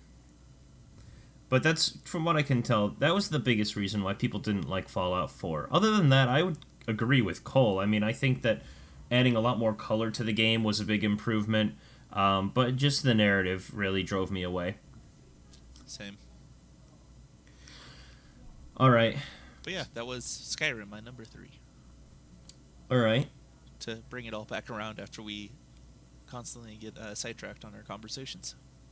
I think it's important though. These tangents kind of work a little bit more because to talk about why a game is one of the best games of the decade, you also have to talk about the company and, you know, everything else that they've done and why this game was such a success in your mind. So I think that the tangents are all sort of still relevant, maybe. Try to keep them together a little bit. That's good. Trying to salvage it. Sam, you're up. Batter up. Okay. My number 5 is Hearthstone. Solid choice. Not Is this on on my anybody list. else's list? Okay. So, Ooh, all right. sort of surprised, but Hearthstone was and is. I don't play it as much now, but it was my mobile game. I played it mostly on mobile. It is a card game, and I used to Yes. play this like every day when it came out. Yeah, I don't have anything really to say. It's just really good. Yeah, I had that as an honorable mention. Like, if we had a top 10, Hearthstone was going to be on there. The only way my list is going to be any good is if other people have stuff to say. Why? Can't think. Too many alcohols from last Yeah, night. too many. Well, Yeah. I think Hearthstone. Okay, I'll. It's not on my list, but I'll join you on that one. We'll help you out, Sam. Help me, please. I'll just say, I think thinking about other previous card games that have come out before Hearthstone, there was a few of them that were relatively unpopular, and then Hearthstone kind of brought it to the masses. Like, there was card games for Yu-Gi-Oh! There was card games for Magic the Gathering Online, and so Hearthstone isn't specifically original in that sense, but they really brought a lot of the style to it, as Blizzard normally does. They made the game a lot more whimsical and fun. If you look at the user interfaces for Yu-Gi-Oh! and Magic, they are like very serious and like black backgrounds and like not a lot of show, and then they have completely changed it from what I can tell for these games. But I mean, there was like zero competition in terms of like whimsical card game, I guess. I wouldn't even say just the whimsical part. I think like the biggest thing that helped Hearthstone out was they made the actual card system super easy to pick up. Yeah. I mean, if you ever played Magic, you have to shuffle in a certain amount of mana cards to be able to get your deck to actually, or to be able to do anything with your deck. With Hearthstone, like, you get a certain amount of mana every single turn, so they just streamlined how you can actually progress through the different turns, which is really nice. And then they also made like all the extra special effects that a card can do pretty easy and straightforward, which was nice. The And cards Yeah. interact together really well too. Yeah. Everything looks really good. It's very smooth. Mm-hmm. On the point of like comparing it to the Magic card games or Yu-Gi-Oh card games. Yeah, I mean, Yu-Gi-Oh! Specifically, I look at those cards, and they've gotten, like, 3 paragraphs on every card. I mean, that game is just not optimized, and you can be a fan of that or not, but the point is that you need a microscope to read everything on those cards. Yeah, getting into Yu-Gi-Oh, especially like these days, is super hard because they made the game like way more complex. Like, when the Yu-Gi-Oh first came out, it was pretty straightforward. Like, you can only have this type of card out if you have a card that's smaller than an out, and you have to replace it to make it come out. And now you have to, like, I have to have my Blue Eyes White Dragon synchronized with the time of the moon cycle to be able to play my Blue Eyes Black Dragon to do this special attack because Mars is in retrograde right now. Like, just some ridiculous stuff along that line. Yeah. I never played No. Yu-Gi-Oh, but the gist of it is step 1, heart of the cards, step 2, summon Exodia, step 3, victory is where is the You extent of my forgot knowledge. You activated my trap card, my friend. Yell at the other opponent, slam your flimsy cards down on the table as hard as you can. Oh, and have that little fucking card holder on your arm too. Oh, yeah, that's right. Can't you make- Disc? Can't you make your own, like, your deck sizes whatever you want in Yu-Gi-Oh? I don't know. You can. So why There's- doesn't people just have a 5-card deck and it's just No, Exodia? so there's a minimum. The minimum is, I think it was 30 cards, but after Oh. that you can have more than 30. Oh, okay.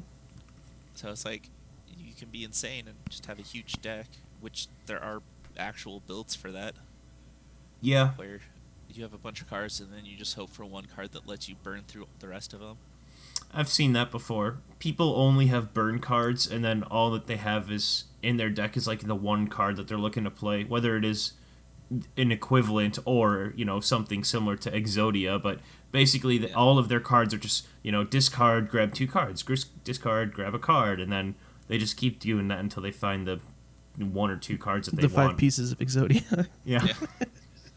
All 5 pieces. But yeah, so But to get go back back onto to, like- Hearthstone. Yeah, back to Hearthstone. Hearthstone, as I said, was way more straightforward. You do have like the different classes, and you have like different builds, which is kind of cool.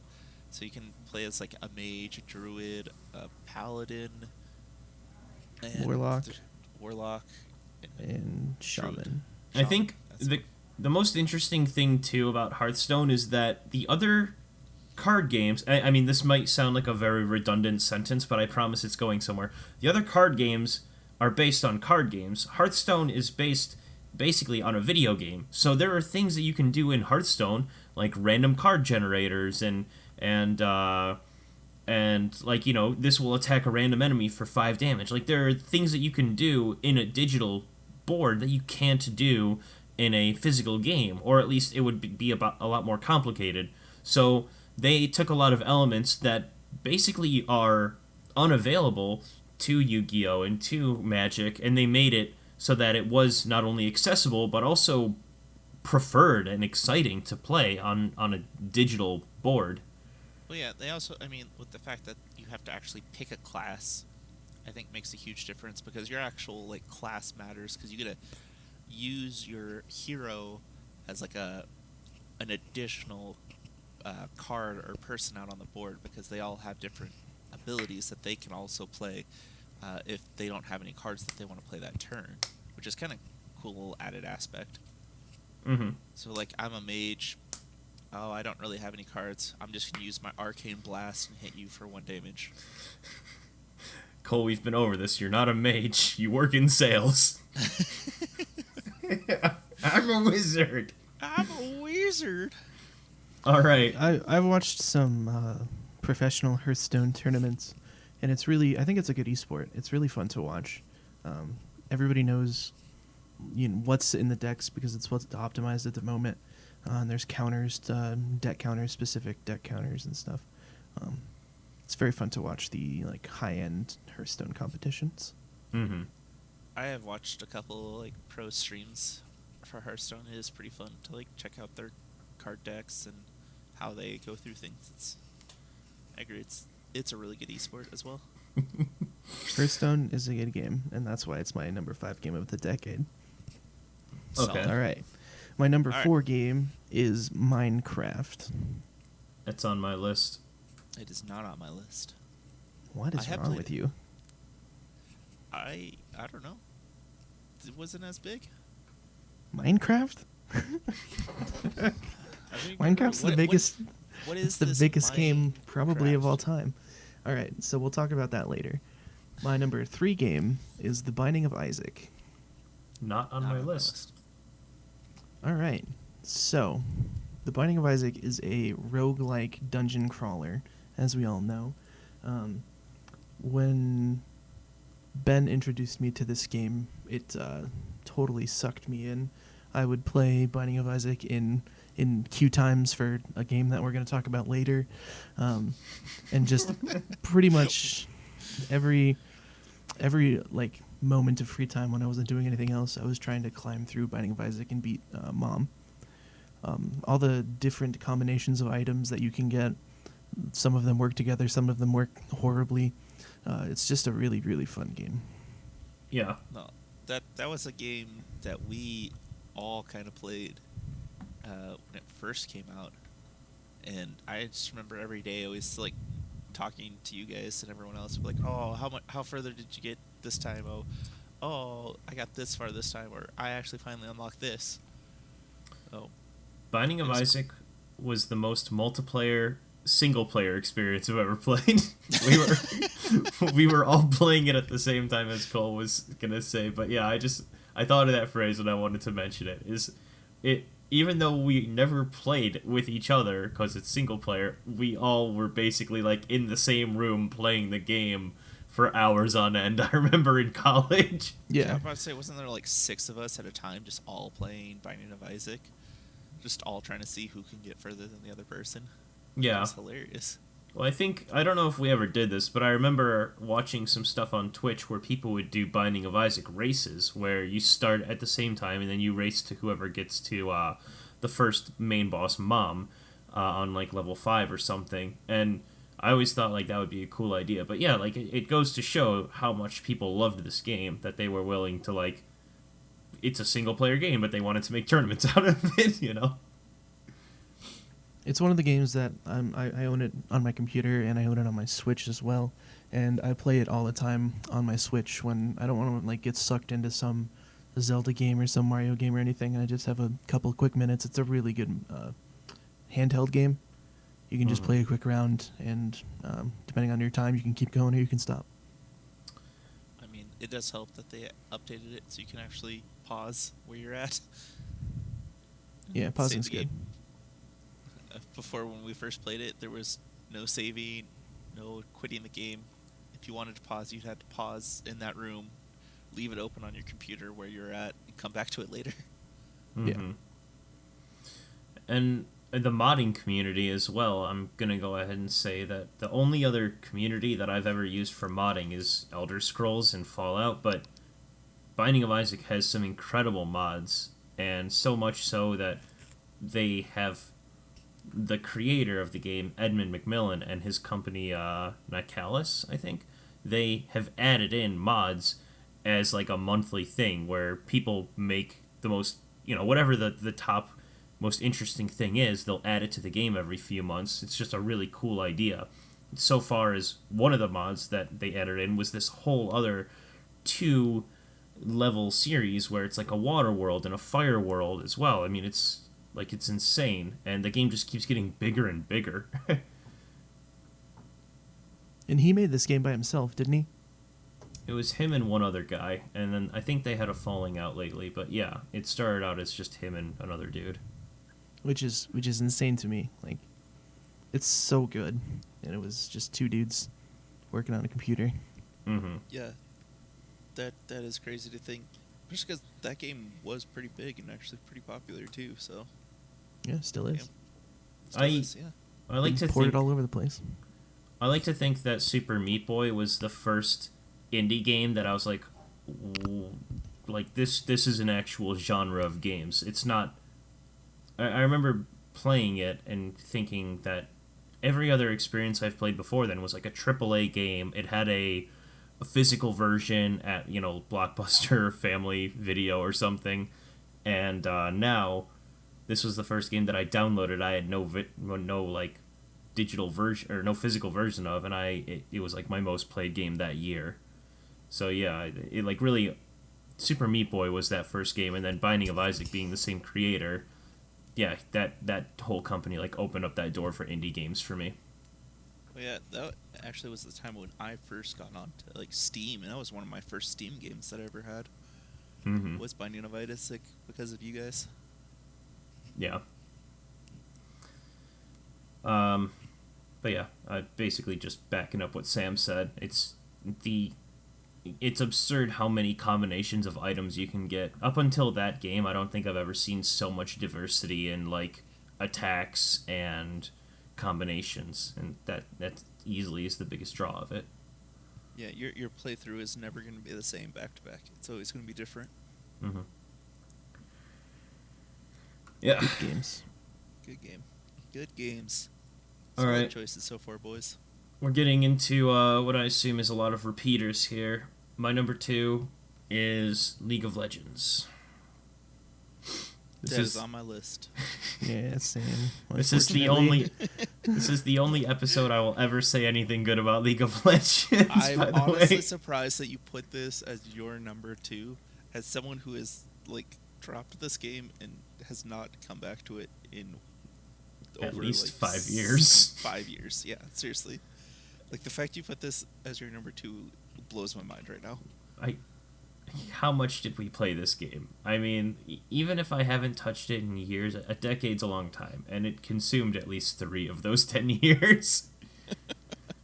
I'm gonna go ahead and say this though. My number 1 and my number 2 were released late of 2009. League of Legends was released in October 2009, and the fact is that I didn't play these games until this decade, so I'm still adding them in. I hope that we should have specified that, but I hope that you guys also were on board with that.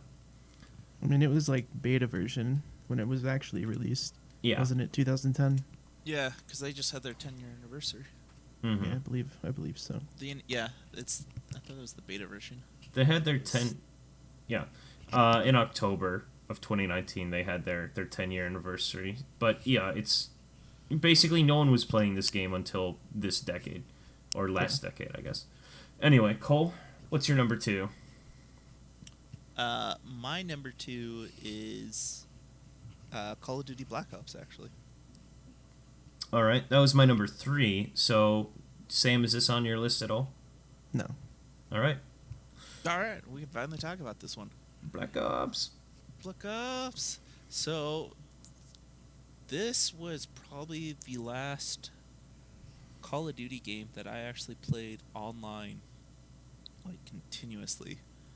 So, really, since this one, I picked up one other Call of Duty game, but barely even played it. But Black Ops, to me, was just so much fun. The Nazi zombie maps on it were really good. It let you have all the ones from World at War, but also continued with some more crazy kind of maps, like Call of the Dead, which you get to play as different movie actors fighting against George Romero, who Yeah. becomes a giant zombie. Danny Trejo, the Michelle... Can't remember her name, but the woman from Buffy Michelle the Gellar. Vampire Slayer. Yeah. Sarah Michelle Gellar, Michael Roker, and Yeah, whoever Roker, plays, that's who... Freddy from Nightmare on Elm Street. Or No, Freddy, that's not right. I forget who the last one was. Here, let me look it up. Sorry. Alright. Danny Trejo Yeah, so- from Predators and Halloween, Sarah Michelle Gellar from Buffy and The Grudge, Robert Englund from Nightmare on Elm Street, and then Michael Roker from The Walking Dead. Yeah, okay. Yeah, Michael Roker was the asshole brother of the Hicks. Yeah. Maybe he still is part of it. I think he got killed. He got killed off long ago. All right. So he is no longer in the series. Confirmed dead this time. Spoilers. Spoiled it. But to go back to Call of Duty, yeah, I mean, this was a game I would play on Xbox Live until super early into the morning with friends, playing the different game modes like gun game, which was always really fun. Love gun game. Love gun game. Yeah, I mean, Sam, this isn't Zombies. specifically on your list, but like you and I played a ton of the multiplayer back in the day too. We played a ton of Black Ops 1 together, I'm pretty sure. Thought we did. I don't know which one we played, but yeah, we did play a bunch of Call of Duty. Mm-hmm. Yeah, gun game was great. Sorry, I didn't mean to bogart this for what you were saying. I feel like I cut you off a little bit, Oh, Cole. yeah, you're good. But I was gonna say that I think that they had the most interesting weapons in it too. The ballistics knife that had a projectile knife.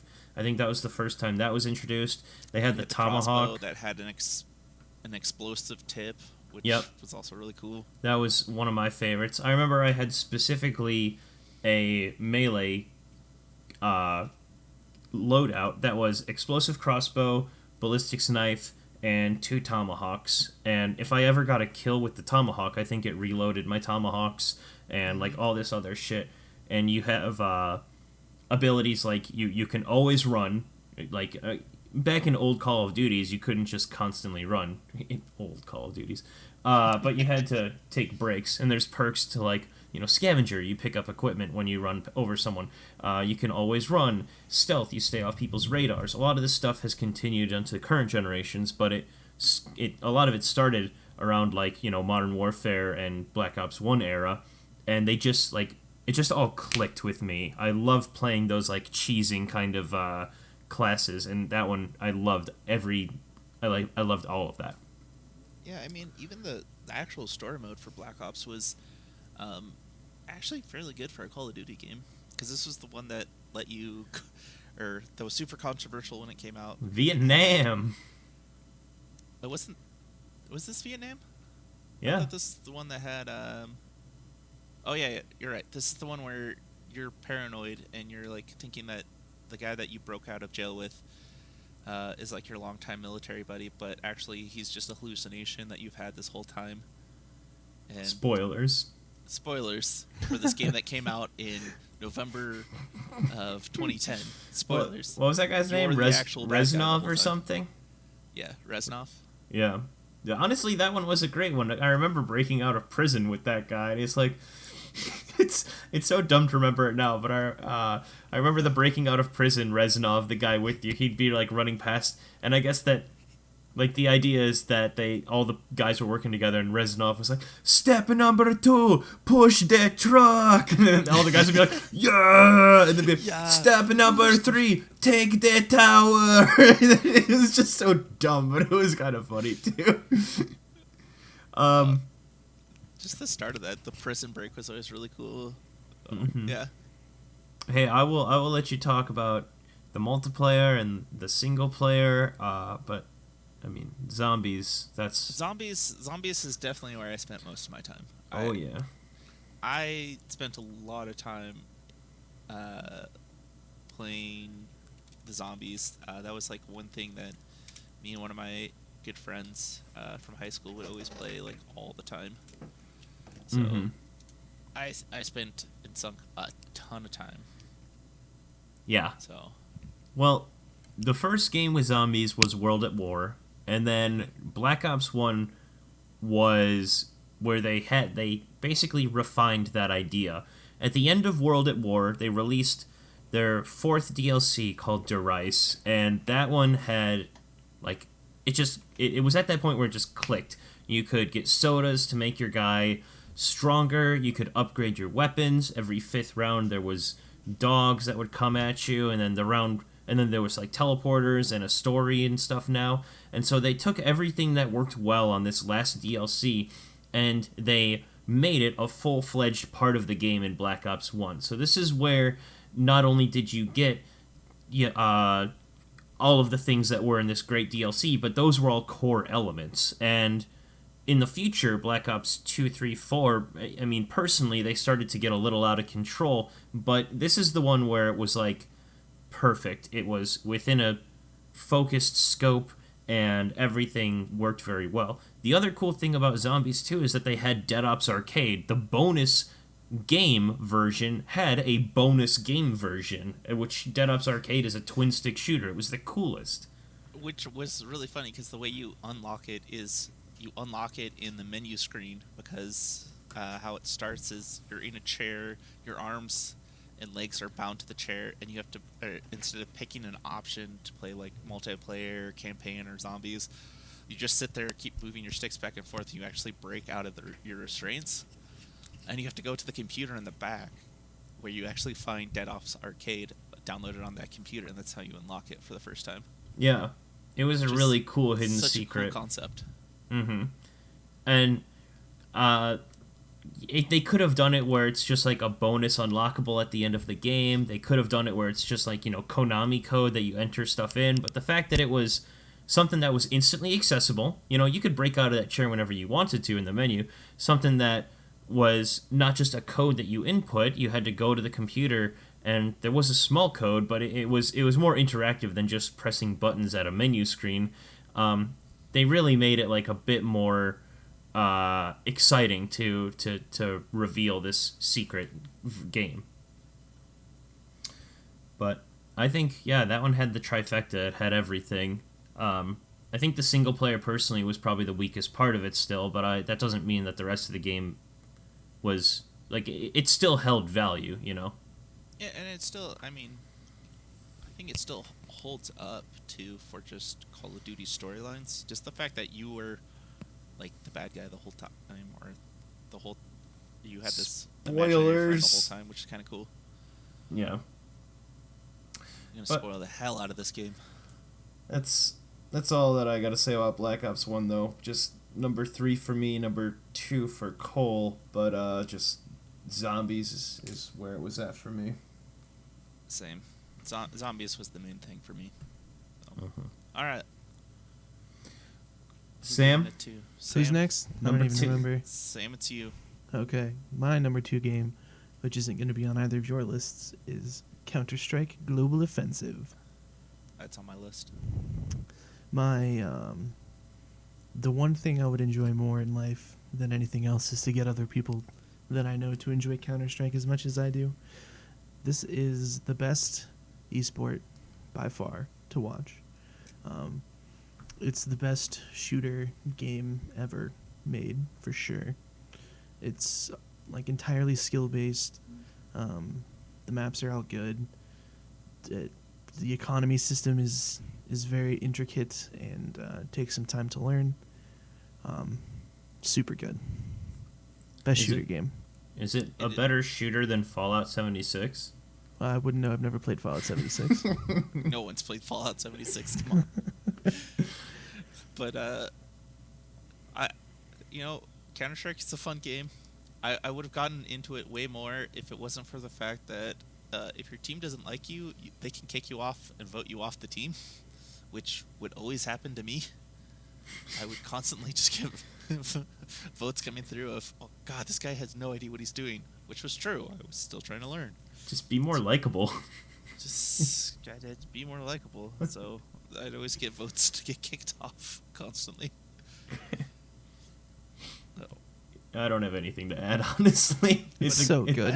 I've had a lot of fun playing around, good. just like the competitive games where, the sniper one where you as a sniper can just like jump super high and jump around the map like crazy. It was always really fun.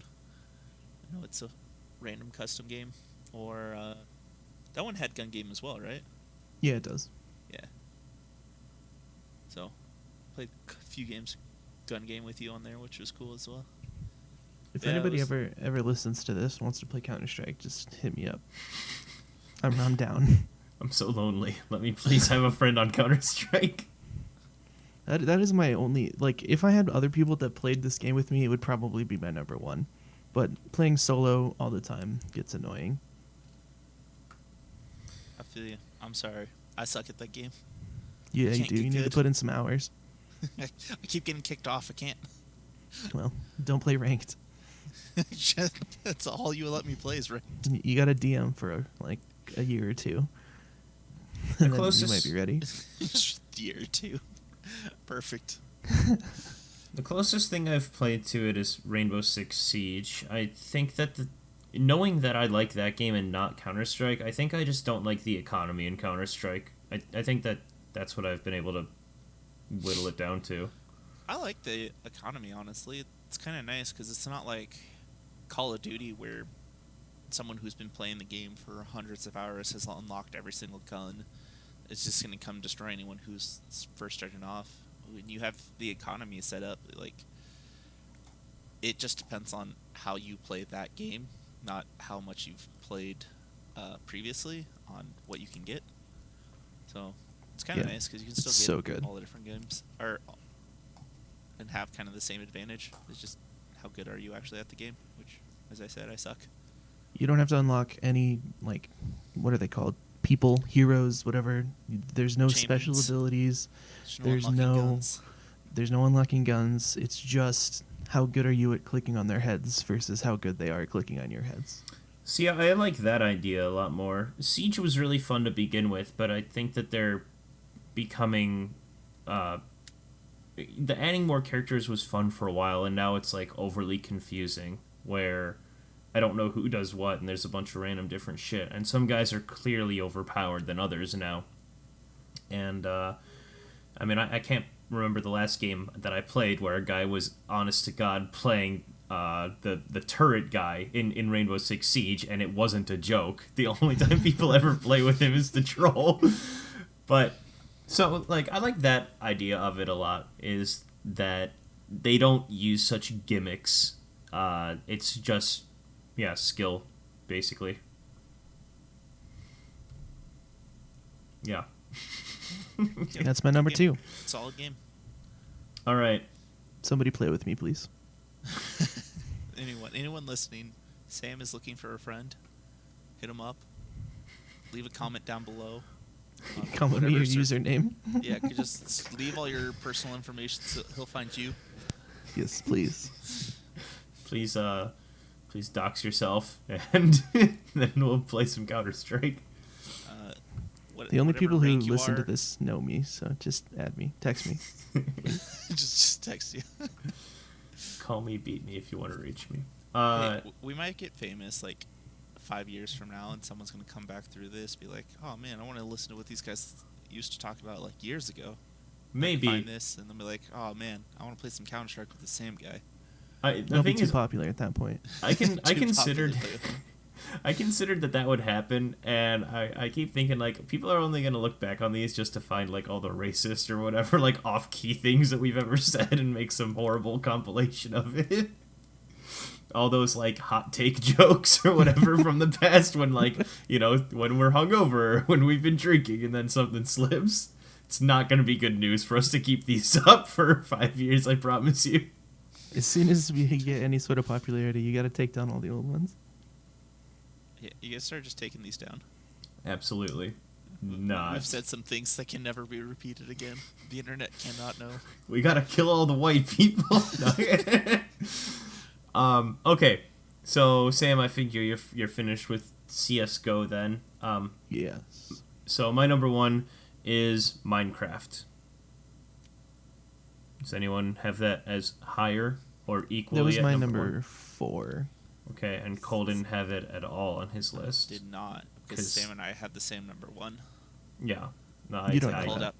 I called it at the start. There's no way you did not put this game at number 1. I knew when I put it my number 2 that I knew that you guys were gonna have it at number 1. But anyway, so Minecraft. I don't even know where to begin with Minecraft. I could talk about it for 30 minutes, but I'd rather not. I guess what it comes down to is it is the what would you say, like I think the most people have played Minecraft more than anything else outside of I'm making up statistics right now, but I know that the game is like the most popular game or the most bought game outside of like Grand Theft Auto 5 or something like that. If I Isn't remember it correctly. Tetris? I thought it was Tetris. Oh, Tetris is the most purchased game. maybe then. Minecraft is the most popular game for 8-year-olds. I can testify to that. What My about mom is a second grade teacher, and she tells me about how all of her kids talk about Minecraft all the time, and she has no idea what it is. She always asks me, "I need help. They're talking about Minecraft again." how do I tame a cow? You can do anything in this game. Anything ever. Build whatever you want. It's so good. Yeah. I have had some pretty fun times playing Minecraft. The one thing, instead of talking about why the game is great or what it is, because we've covered that and everyone should know what this game is, I'd like to talk about the things that I wish I have done more in the game. What- Because And my mom doesn't know what this game is. Can you please explain it for her? it's like It's Legos for adults. yeah, All right. Perfect. and for Or also 8-year-olds, kids. Yeah. It's Legos for anyone. it's Legos. It's just like It's just Legos the video game. I was gonna say though that as much as I just love vanilla Minecraft, I really wish that I played more mods in it. I've heard that I played a mod on a special server that was like Hunger Games when that was getting popular. That was so much fun playing The- Hunger Games on Minecraft. Yeah, but I've heard that there's some really cool like team shooters on Minecraft now, where people will make up like these huge vast cities and then just like play a big shooting game in that, or whatever.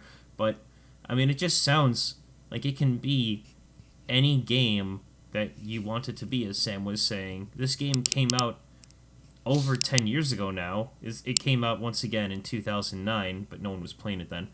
And I think I just saw last week some guy made like Hogwarts or something. I mean, even 10 years later, there's stuff on Reddit that's like #1 talking about this over 10-year-old game now. Like, that's wild to me. That goes to show how intense, how much of a legacy that this game holds. Yeah, I agree. Mean, it's a game that just everyone plays. It's always popular. Someone's always going to do things. I mean, I always randomly start playing it every once in a while. Start working on my giant pyramid. Yeah, it's another game that I have on my Switch, and I love to play it when I'm watching a movie or just need something to do with my hands. Mm-hmm. Yeah. Super calming. It's a very I think chill game. Once again, just so that I'm not talking forever about it, I think the last thing I'd say about it too is the reason why it's so great is because there are some fast games in the world, there's some slow games, there's puzzle games, there's like adventure games, and it's all of them. If you go down into the lower levels, it is very intense when you're like dodging fire and there's a bunch of monsters. If you go into the Nether, once again, a lot of monsters, a lot of fighting. But then in that exact same world, on the exact same server, your friend could be tending his crops and his cattle and like being a blacksmith or whatever. I mean, the amount of diversity in the game is insane, that, as Sam said, you can do whatever you want, and it just takes that to an extreme. Yeah. So, that's it. Minecraft, #1 game of the year, game of the decade for me. I honestly think the only number on my list that really matters is #1. Other than that, I think you could flip, like, Minecraft could easily be the second best game of the decade to me. All of these games are just so good that it was hard to organize them into, like, a number order. Yeah, I totally agree on that. Honestly, Actually, putting these in order outside of my #1, I was like, ugh. Yeah, it was really difficult.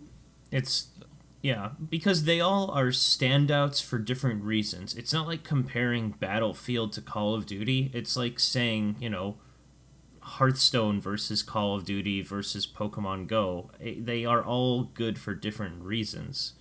So it's not in direct competition from one game to the other. It's honestly such a broad category, it kind of shoots itself in the foot, but whatever. Yeah, We already did it. We've been doing it for 2 hours. I thought about just picking my #1 game for all the different consoles that came out over the last decade. Like my #1 Switch game, my #1 PC game, mobile game. That's how I was going to just decide my list originally. Yeah. I think there's more than 5 consoles that came out in this decade.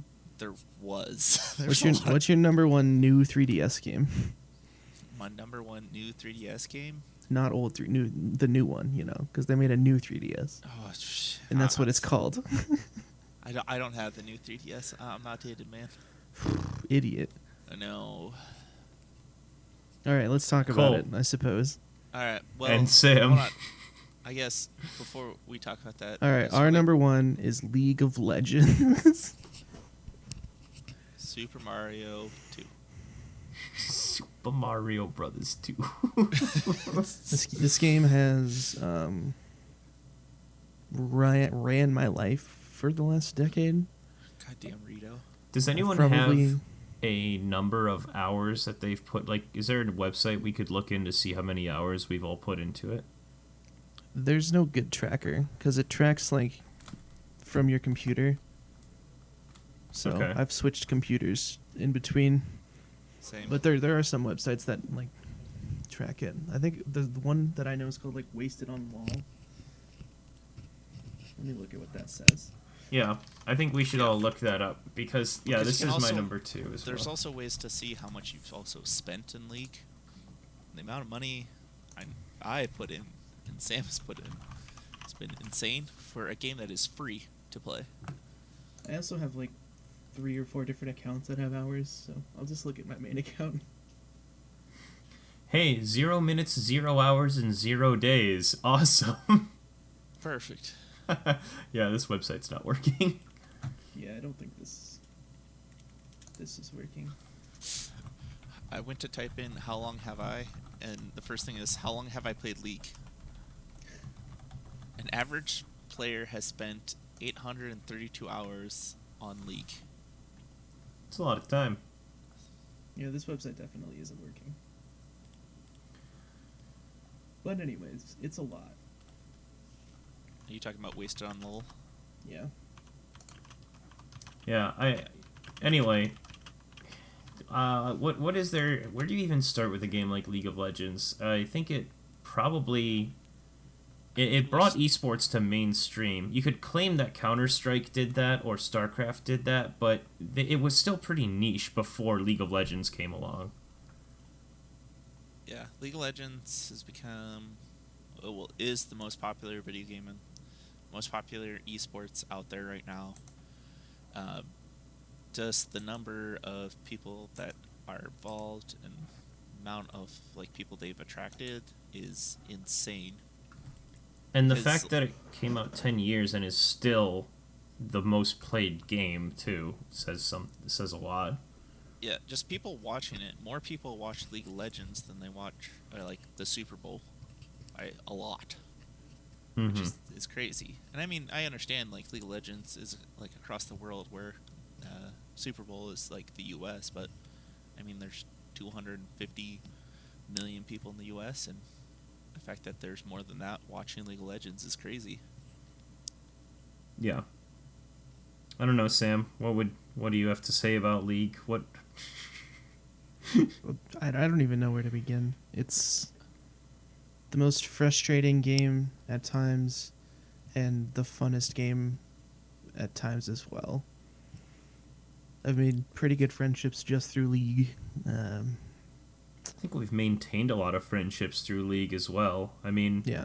even though I haven't played in forever, I don't think that a lot of even our bonds, Cole, Sam, myself, I don't think we would have nearly as strong of a friendship if you guys weren't coming over every single weekend to play that game in college.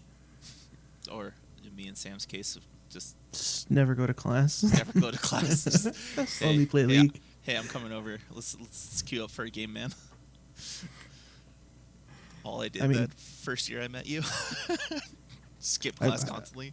I've basically played a game or two of League every single day since I started playing 10 years ago. Same. So it's hard to argue against that. Yeah. It's hard to And- even begin saying anything. I think Riot has done a lot wrong with the game, but they've also done a lot good. The fact that it's still the most played game after all this time, with all the patches and new champions and stuff that they've done a really good job maintaining this game. Yeah. Mhm. I think keeping it up to date, kind of keeping it fresh, they've done a really good job. Especially a lot of the new champions that keep coming out are really fun to play. Give you more reasons to try out new things. I mean, Rito has also done some things that are bad. Get rid of their threes map, which was something that is near and dear to Sam and I's heart, because that was Yep. our go-to for a while. But I mean, even now they're adding new game modes like teamfight tactics into it. Rito announced last year that they're going to start branching out into more games all around the League of Legends universe. Is really cool to see, just from this free-to-play game to something that is the number one most popular game in the world now. Yeah. Well, it sounds like they're trying to cover all of the main bases. So it started out as a MOBA, and then they're also making Teamfight Tactics, or they made it, which is an auto battler, and then they're also making a card game, which is still in the works right now. But I think it's going open beta later this month. They have a shooter like Overwatch coming out. No, it's a Counter-Strike shooter. It's not It's an a Overwatch Counter-Strike? style. I thought it was Yeah, it's a Overwatch Counter-Strike style. rival. No. When does that come out, Sam? That might be something interesting for me. It's called in- Project A, I think. It's like Yeah. super early development. Okay. Yeah, I mean, honestly, our speechlessness kind of speaks for itself. Is there's so much that this game has contributed to our lives that how do you even summarize it? It is. In some ways, it's almost bigger than the entire last 10 years. Yeah. I mean, seriously, this is like such a big game just for friendships. I mean, for Cass and I, it's a huge game. Mm-hmm. We sit and play it together all the time. Or, I mean, hell, last night we were just like, hey, we just want to play a game of TFT before we call it a night and go to bed.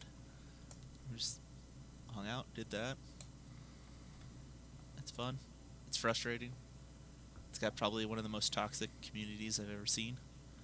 And Outside of, like, management. Call of Duty, where you're being called, all sorts of different names by an 8-year-old. But yeah, Yeah. You either talk about this game for an entire podcast or you don't talk about it at all, or That's- for an entire year of your life. I mean, there's so much to go into that it's not even worth trying, I think. Yeah, that makes sense. I think, okay, instead of that, I think as something to add to it, as a story, rather than explaining why the game is good, I think a story is more in order. I've mentioned this before in the podcast, but it seems fitting to tell it again. In college, when all of us were hanging out, one of the things that we would do, probably for a couple months straight, every weekend, is we would all come over to my place and at the time Sam's place as well, and we would all basically put our names into a hat. There would be 10 people, and we would all draw teams from there. The first 5 names, your team A. The second 5, whoever's remaining, their team B.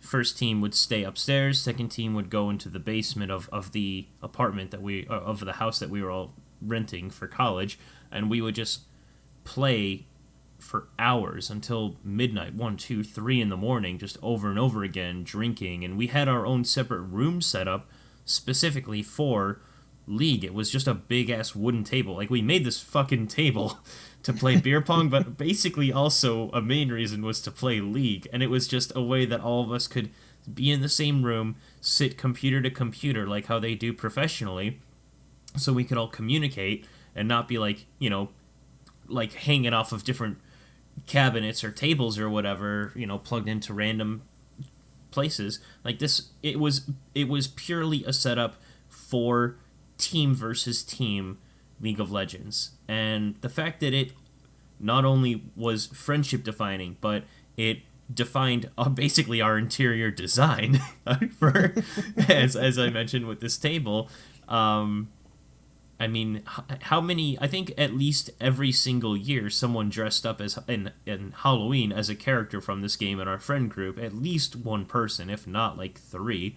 And I mean, if there's ever a story to explain how big that this game was to us back in the day, at least to me back in the day, to these guys still now currently, I assume, that's it. Is that we would go weekends upon weekends of just drawing the names out of a hat, playing the same game over and over again, and just having the time of our lives. People talk about college being the best time of your life. I would specify college wasn't the best time of my life. It was playing League of Legends in college. That was the best time of my life. yeah, that's That's a good way to good summarize summary. Yeah. Mm-hmm. I don't know where to put it from there. I think, unless you guys had anything to say, we could just wrap this bitch up. I Yeah, mean, that does it justice. anything else, I'd say at this point it's just gonna ruin it. So yeah, let's call it here. All right. Yeah. Also, I think it's time to go play some League. So It So might be. let's go through our list one more time each. Number 5, Dungeon Defenders for me. Number 4, Pokemon Go. Number 3, Call of Duty Black Ops 1. Number 2, League of Legends. And number 1, Minecraft. Cole? So number 5 was Pokemon Go. Number 4 was Dark Souls. Number 3 is Skyrim. Number 2, Black Ops. And number 1, League of Legends. All right, mine is number 5, Hearthstone. Number 4, Minecraft. Number 3, The Binding of Isaac. Number 2, CS:GO, and number 1, League of Legends. All right. So next week's top 5. I was gonna throw out top 5 platformers for the next one, but I'm thinking, would you guys maybe be down for top 5 esports? Since we're talking League, I mean, we've all played our fair share of online games. I sure. don't know. I don't think I have enough or watched enough of esports to really say. More games, not watching, but playing them. Which games have I played that are in esports? That have a esports following. You know, Hearthstone, League of Legends, Counter-Strike, Rainbow Six Siege. I mean, are you just list Sam's entire top 5 for next week? There you go. Yeah, there's three out of 5 for sure. Shit. I don't know. Well, I think just because we went over all these games, and I think we'll have a lot of repeats, that doing platformers would probably be a better way to go. Just so we have some different games to talk about. yeah, as I long Run as, agree. League After up. you just listed a lot of the games, and I already talked about them this week. So I think platformers is a better call. Yeah. All right. Let's do platformers. all right, episode 42, top 5 platformers. Games I'll be playing this week, coincidentally, well, non-coincidentally, Super Meat Boy, Super Mario Maker 2, and maybe some more Resident Evil 2 remake. Cole, what are you playing this week? I'm just gonna be finishing out Sekiro. Mm-hmm. Finally beating that Sword Saint. Yep. And Sam, I figure you'll be finishing up Fallen Order. Yeah, I'm gonna try to finish up Fallen Order, and I don't know what I'm gonna play after that. We'll see. All right. Well, then, we'll call it there. Good list. I'm sure that it'll change the second I hit the pause button and be like, oh, I should have added this fucking game, but Nope. whatever. Just call it. End It's it locked now. in. Locked Our in. opinions We're will done. never change. Recording is over. All right. The end. Bye.